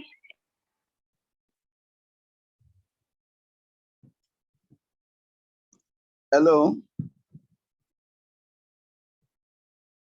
Hello. Yes, Dr. Professor General. Hello, it's a pleasure Gloria. meeting every one of you. Hello, can you hear me now? Yes, sir, you are Hello? audible, sir. You are audible. Hello. Yes, sir. Am I audible? Hello, are you hearing me now? Yeah, sir, we can hear you, Dr. Chapel It's a General. pleasure Before meeting sir, we can hear every one you. of you. I love meeting people that are having sound and active memory and understanding. You have been given a lot of goodies by enlightening people what they need to know. Kudos to the founder of IDYM, my friend Sir Kumar. I'm Professor Dr. Chaplain General Eworia Osiholo Charles, the founder of Dynamic Peace Rescue Mission International and the Africa Head Senior Professor and Nigeria Country Director of International Internship University, World Diplomatic Peace Ambassador and Peacekeeper and Human Rights Activist. I'm an academician, educationist, administrator, insurance, poet, writer, consultant, journalist, international motivational speaker, research, and a researcher over 30 years. Today, we are celebrating another gift of God to humanity. The death and resurrection of our Lord Jesus Christ has brought new life to us, and those negative things affecting us, e.g., poverty, bribery, corruption, injustice, corruption, crimes, hunger, homeless, and all those things has been rolled away. We are now free to be happy, to rejoice, and to celebrate always because of the hope we have in Christ Jesus. Jesus Christ is love. Whoever loves is of Christ. Christ is God. Christ is what? Is God. So we must have Christ in us, and we need to embrace Christ, who is God, and God, so that we can achieve the 17 SDG goals. Most of my colleagues are stressed a lot concerning the SDG goals, that everything depends on us. As far as it depends on us, we must bring change into this world. For us to bring change into this world, we must embrace God. Failure to embrace God, there will not be change. We cannot do it on ourselves. We need to change ourselves. If we don't change ourselves, the world cannot change. And to change ourselves, we cannot do it alone. We need cooperation. God must be with us. The same person we are celebrating today must assist us. We must embrace him. Failure to embrace him that means we're not ready for the SDG goals. Today, we want to talk on the 17 SDG goals, which we have stressed on 1 to 13. Now, we want to talk on SDG 14, that is life below water. You'll be so surprised. People will say, is there any life below water? Yes. The word we're expressing, the earth we're expressing that there's also a life below water. Look at the water. So we must do certain things to make sure that the survival of the people there, we are able to do 1 or 2 things, and they're also assisting us too. SDG 14 is a global goal. Yes, it's a global goal. As far as a global goal, what are we to do? We are to conserve and sustainably use the world, the ocean, the sea, and the marine resources for sustainable development. It will interest us to know that more than 80% of the ocean remains unexplored, that there are 2 million living species in the ocean. We only know 230,000. That the ocean covers 70% of the planet Earth. That the ocean makes up 97% of the Earth's water. That over 3 billion people depends on the marine ecosystem to make a living. Conserve and sustainable use of the ocean, of the sea, of the marine resources entails protecting and meeting our own needs without compromising, and should be able to serve the test of time in the future so as to have a meaningful living style. Yes, there is need to make use of the following. What are the following? Solar energy, wind energy, save energy, eat less meat, use reusable alternatives, use renewable energy, recycle and reuse, drive less, don't waste food, grow your own products, donate unused items, wear sustainable clothing, go paperless, go paperless. We need technology. That's what it's telling us. Save water, buy fair trade products, use eco-friendly cleaning products. Further action to take to save life below water. 1, reduce marine pollution, protect and restore ecosystem, reduce ocean acidification, sustainably farm fish, conserve coastal and marine areas, and subsidize contributing to overfishing, increase the eco benefits from sustainable use of marine resources, increase scientific knowledge, research and technology for ocean health, support small-scale fishers by buying local and certified fish, by supporting small-scale producers, by shopping in local market and shops. Government should implement and enforce international sea law.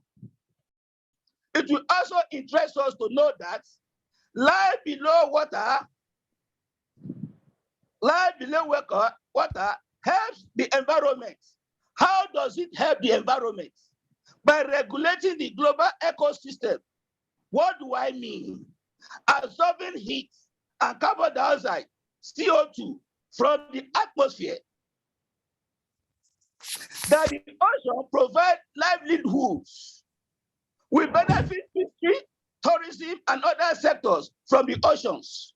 Further benefits of the life below water help with the breakdown and removal of waste and pollution. Their coastal ecosystem acts as buffer to reduce damage from storms, maintaining healthy ocean, support climate change, mitigation, and adaptation efforts. Also, as earlier said, at the seaside, it has played a great place for tourism and recreation. The problem of life below water. Over 70% of access stocks of fishes are fully fished, over what? Fished. Illegal, unreported, unregulated fishing accounts. The ocean, which is the marine, is being destroyed by what? The shark hunting, overfishing, inadequate protection, tourism, shipping, oil and gas, pollution, climate change, aquaculture. And the biggest problem in the ocean is our human numbers. Carbon dioxide, the drivers warning, the acidification, the overfishing, and the plastics. What kills marine life the most? Overfishing. It's threatening the food security for 100 million of people and destroy ocean ecosystem worldwide. Will there be fish in 2050? 70% of the fish population are fully used, overused, or increased as a result of overfishing. Warmer water. If the world continue in current rates of fishing, there will be no fish left for 2050. So what should we do? We have said it, but the major thing, if we are serving our God, we should serve him in truth and in spirit. Whoever is serving God must be loving. When you are loving, showing love for one another, you should be able to do what you're supposed to do so that this problem can come to reality. Without we actualizing ourselves with this God we are celebrating today, it is not possible. We want to make sure that it is possible to make our 17 SDG perfect, to be perfected. We all need to cooperate. There should be cooperation. Every one of us must take into this, must click into this training. All what we have said so far, all what my rebel speakers have said so far, we must click to it.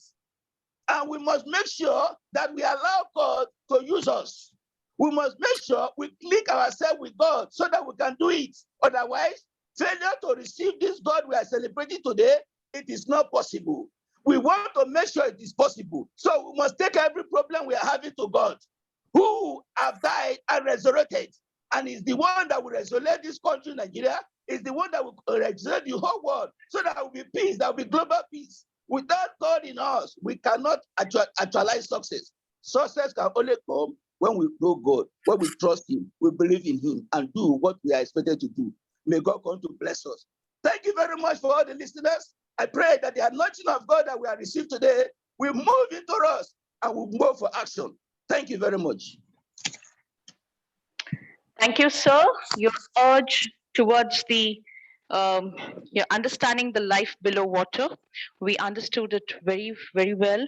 And it is truly indeed the time that we have to take a call and understand the aqua life and reduce the use of plastics and all the other habits that we have mutually taken into our day-to-day life. So thank you, sir. It was awesome listening to you. Moving on to the next SDG goal 15, life on land. I now would like to invite Professor Paulo Perez Lopez from Argentina. Ma'am, are you here? Professor Paulo Perez Lopez.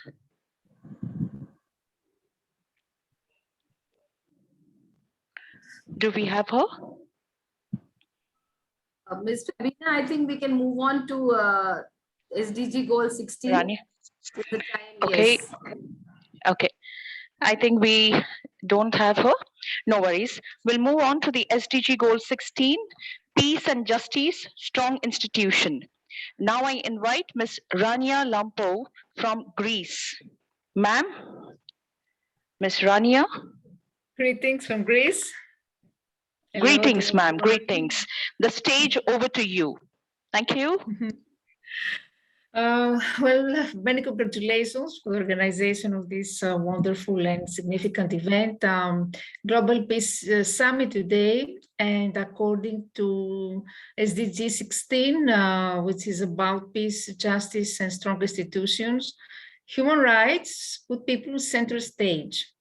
So by respecting human rights in this time, especially of war crisis, we will build a more effective and inclusive solutions for the emergencies of today and the recoveries for tomorrow. Unfortunately, war is a reality nowadays in Europe. A major war in Europe has broken out with full-scale attacks, with bombing airports or military installations, while deploying troops and tanks and military aircrafts. Fighting also has broken out near the site of devastated Chernobyl nuclear power plant, raising fears of a release of radioactive materials. Some political analysts talk about a definitive rupture in world politics and the point of no return in the new Cold War. A war in Europe could quickly turn into a global conflagration. I personally believe that we are unfortunately on the verge of the Third World War. And if the Third World War were to erupt, this could, of course, entail an unprecedented level of destruction due to the likelihood that weapons of mass destruction would be used. So day after day, we are inundated with these stories and scenes of decimated cities, of packed bomb shelters, and this also, together with the arrival of refugees, war refugees in every country across the globe, this has made the war a defining feature of Europeans' everyday lives. So this, we talk about an assault on our most deeply held values: democracy, the rule of law, peaceful coexistence, and the inviolability of borders. Right now, Ukrainians and Russians are dying. Brothers and sisters, sons and daughters, mothers and fathers. So we feel for the millions of these people who now are having to live under the threat of imminent attacks. We feel for those who have already lost their beloved ones.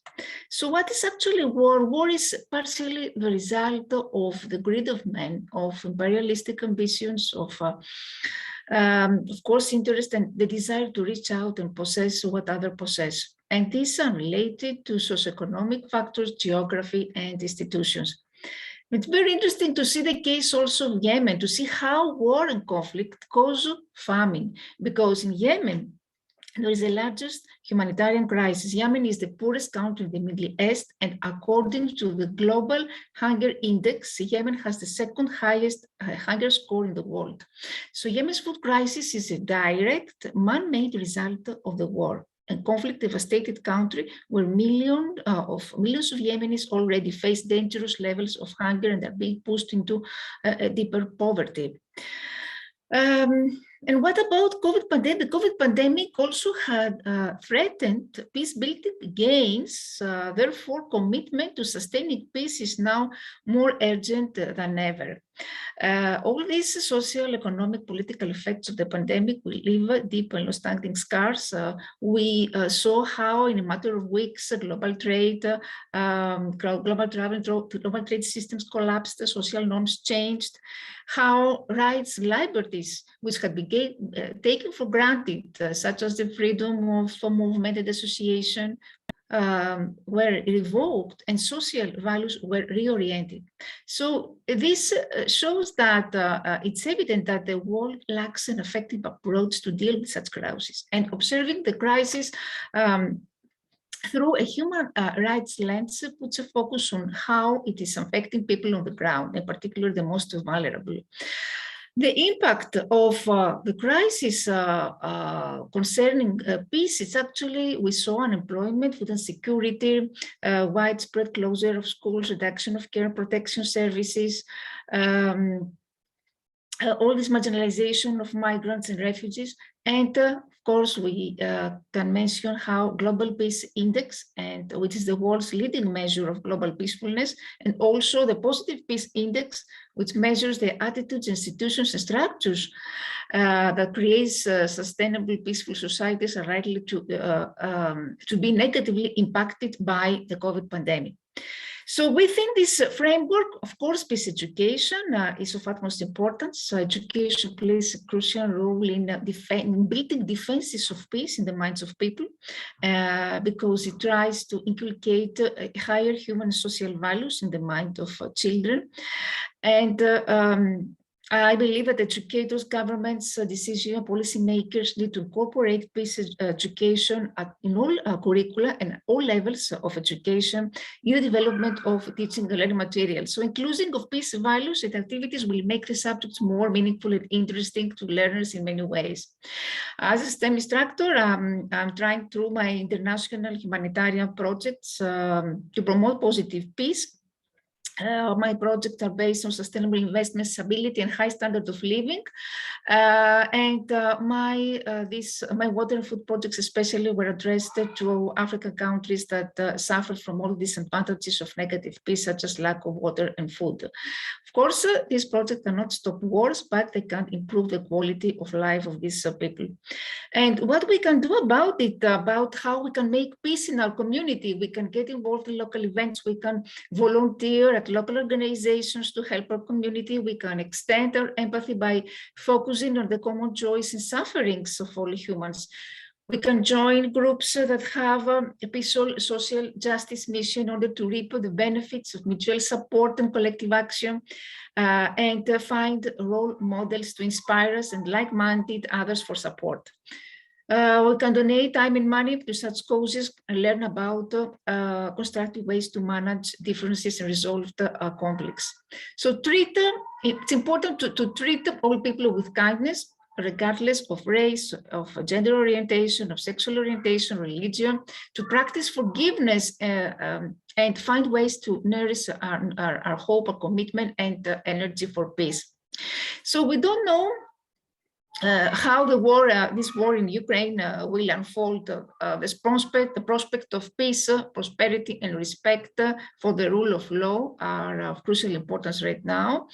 The challenge now in front of this renewed great power rivalry is to uphold the sense of peace as common purpose and build a stronger, more resilient world. The relationship between peace and sustainable development is important to achieve the objective of social cohesion and living together, and to move away from the culture of war and violence. So peace is not only the highest goal in life, it's the most fundamental requirement. And according to Albert Einstein, peace cannot be kept by force, it can only be achieved by understanding. Thank you very much, IDIM, for this invitation. And many congratulations. Thank you, ma'am. Thanks a lot. There are many takeaways from you, and definitely we all are negatively impacted by COVID, and definitely that is also a major factor disturbing the peace, and it has created an insecurity within the people. Definitely, as we are all major educators attending this seminar, we need to create good learners, good education in the learners, so that the peace, the sustainability with the peace stays for a longer time. Talking peace in our own community is the first thing we should always do, practicing forgiveness, and definitely moving away from violence and staying away from this World War III. Yes, ma'am, truly, it's a fright itself when we hear about that World War III. So let's, this is the right time that we can act upon this sustainable SDG goals of peace, which can break through of this war thing. Moving ahead with the last speaker for tonight, SDG goal number 17, partnerships to achieve the goals. I invite Mr. Dargan Jovanov from Macedonia. Sir, are you here? Mr. Dargan, are you here? Fabina, Miss Fabina, I think he's facing some network issues. We can okay. move the video presentation. Yes, Okay. ma'am. So, Yes, ma'am. Pooja. Yes, Yeah, Dr. ma'am. okay. Doing. Over to you, Dr. Pooja. Yes. Thank you, Fabina, ma'am.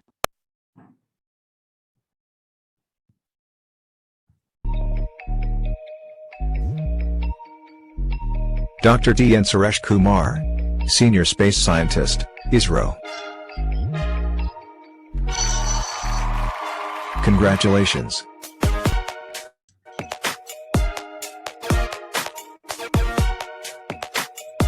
Dr. Raja Rao Pajadipalli, VFX trainer and motivational speaker, Director, TimesIndiaTV.com. Congratulations.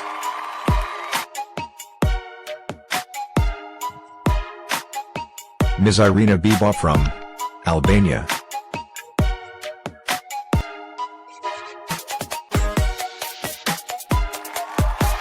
Congratulations.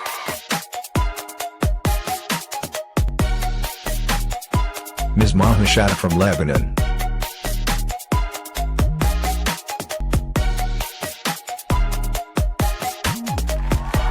Congratulations.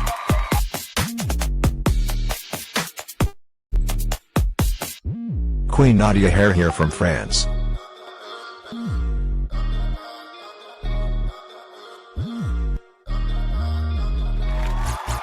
Congratulations. Ms. Laura Stancha from Romania.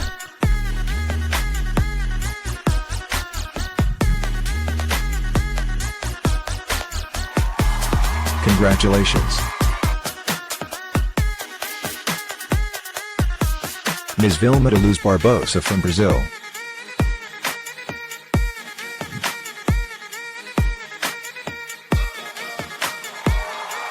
Congratulations.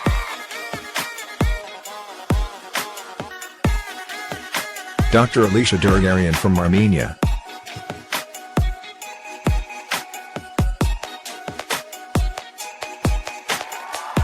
Congratulations.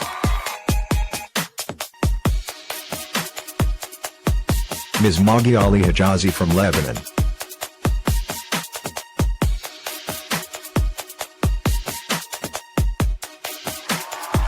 Congratulations.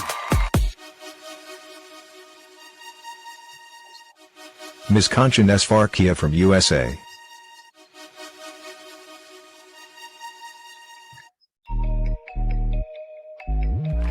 Congratulations.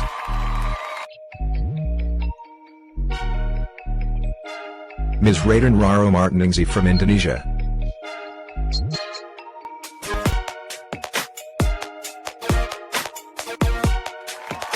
Congratulations. Ambassador Nua Ahmed from Bangladesh.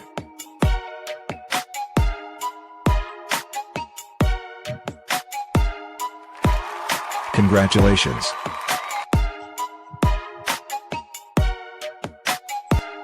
Professor Dr. Ambassador Marine Mia from South Africa.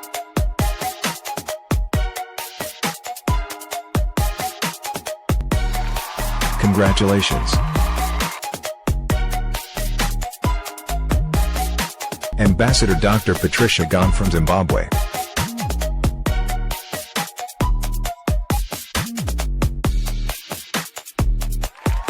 Congratulations. Ms. Jalka Dimaj from Albania.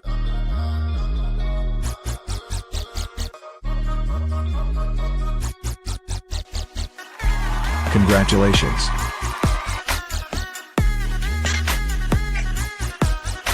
Ms. Sumia Yahya from Malaysia.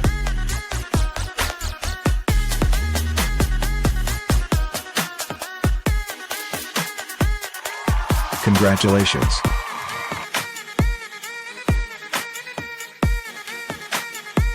Ms. Vanessa Jacqueline de Cruz from Singapore.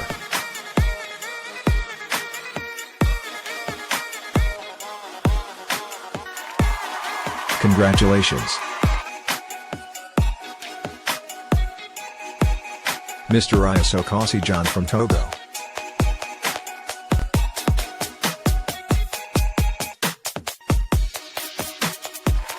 Congratulations.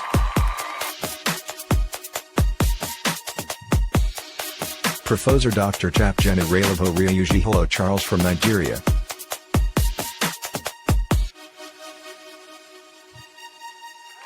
Congratulations. Professor Paula Perez Lopez from Argentina.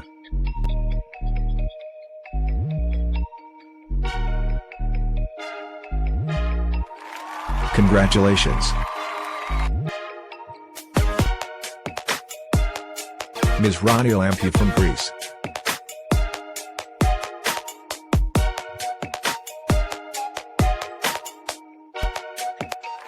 Congratulations. Dr. Dragan Jovanov from Macedonia.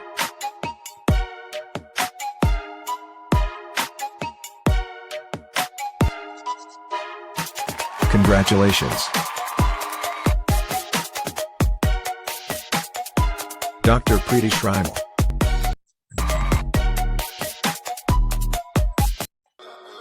Congratulations.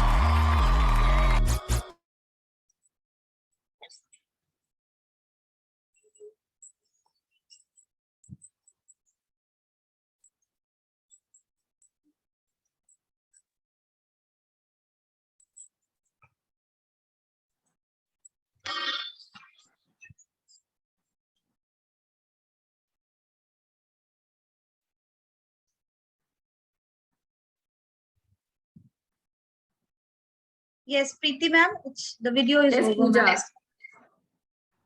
So, So we have come to the end of this wonderful summit 2022. a wonderful summit, yes, one of its kind, 17 speakers, 17 countries, 17 goals, and the 17th of April.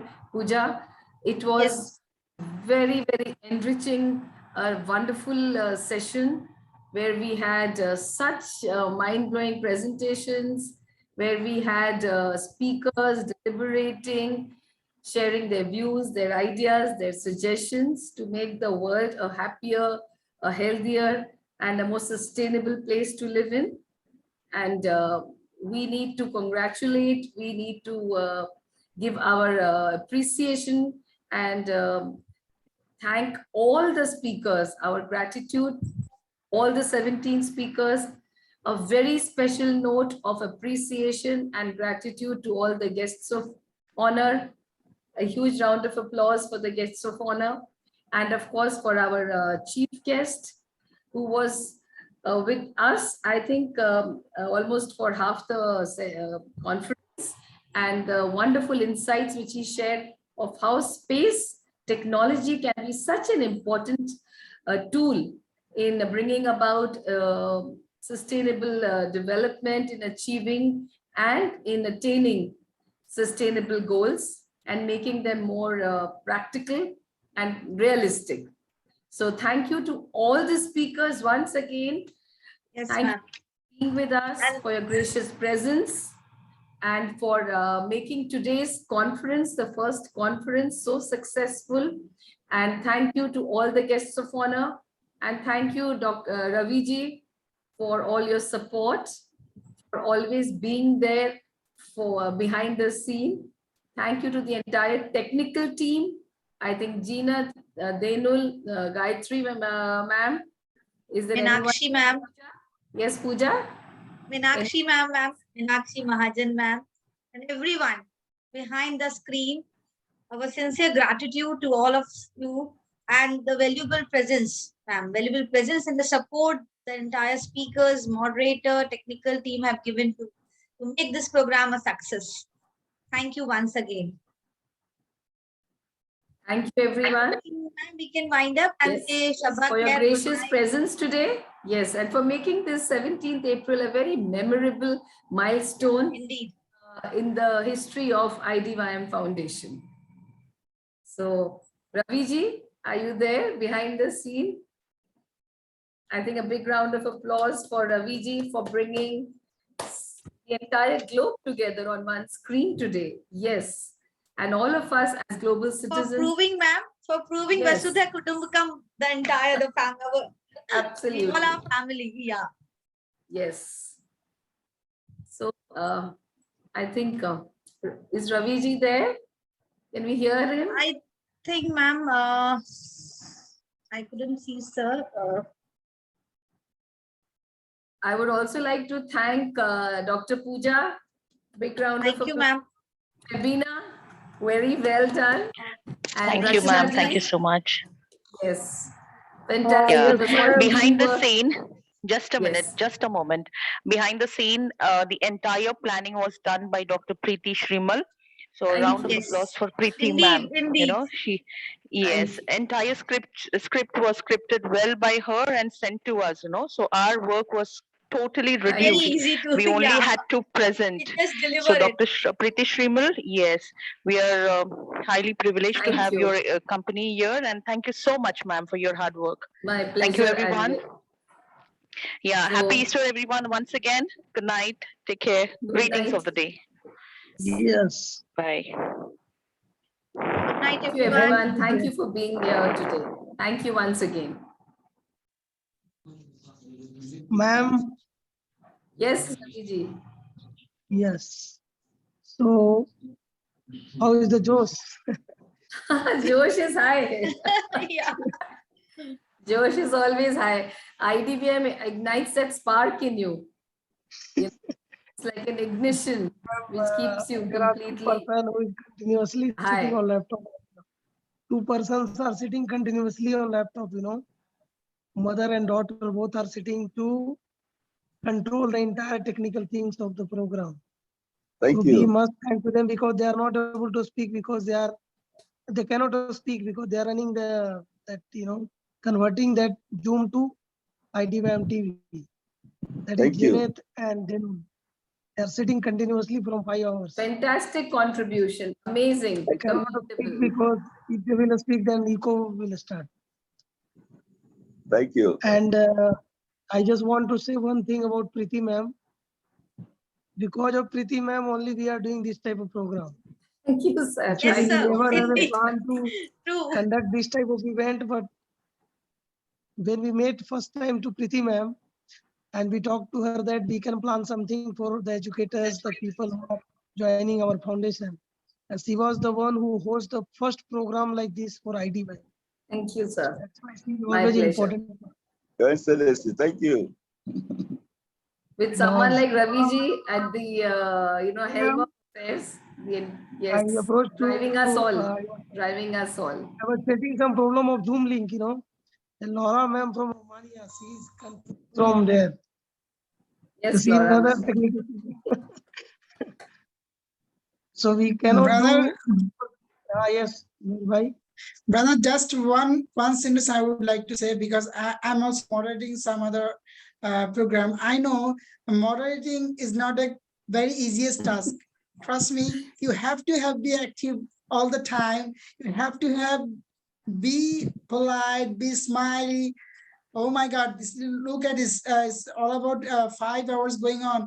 And still, the smiling is going to the face of our moderator, the powerhouse, Dr. Preeti ma'am, and my sweetest sister, Dr. Pooja ma'am. You guys are really a great power to empower all the women.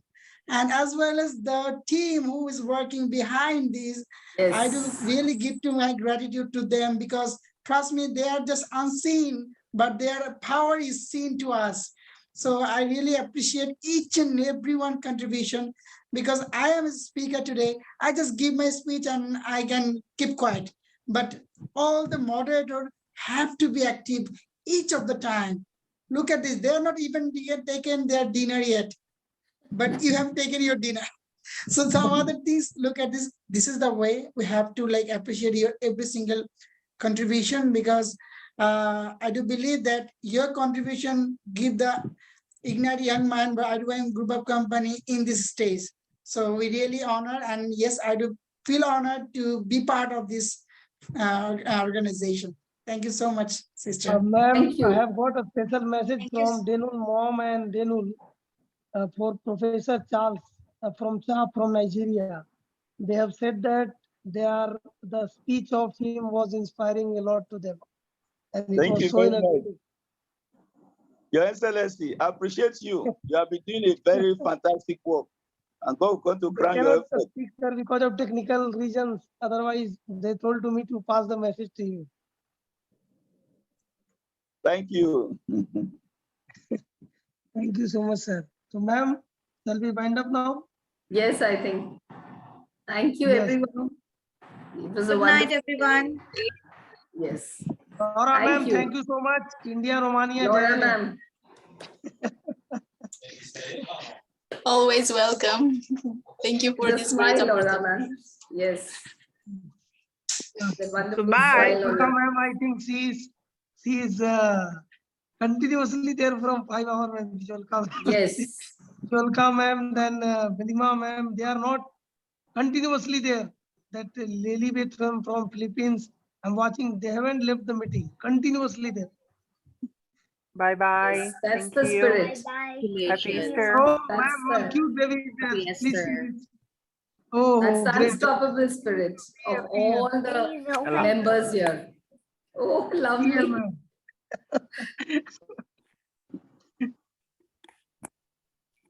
Tell something, beta. Oi. Yes, please sing one song. Good night song. Now. Okay. What a moment, sir. What a moment. Our future generation is Hello. with us. Bye-bye. Bye-bye. Bye, beta. Bye-bye.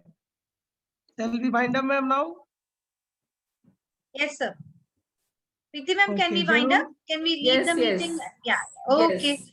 Thank you, everyone. And have a good week ahead.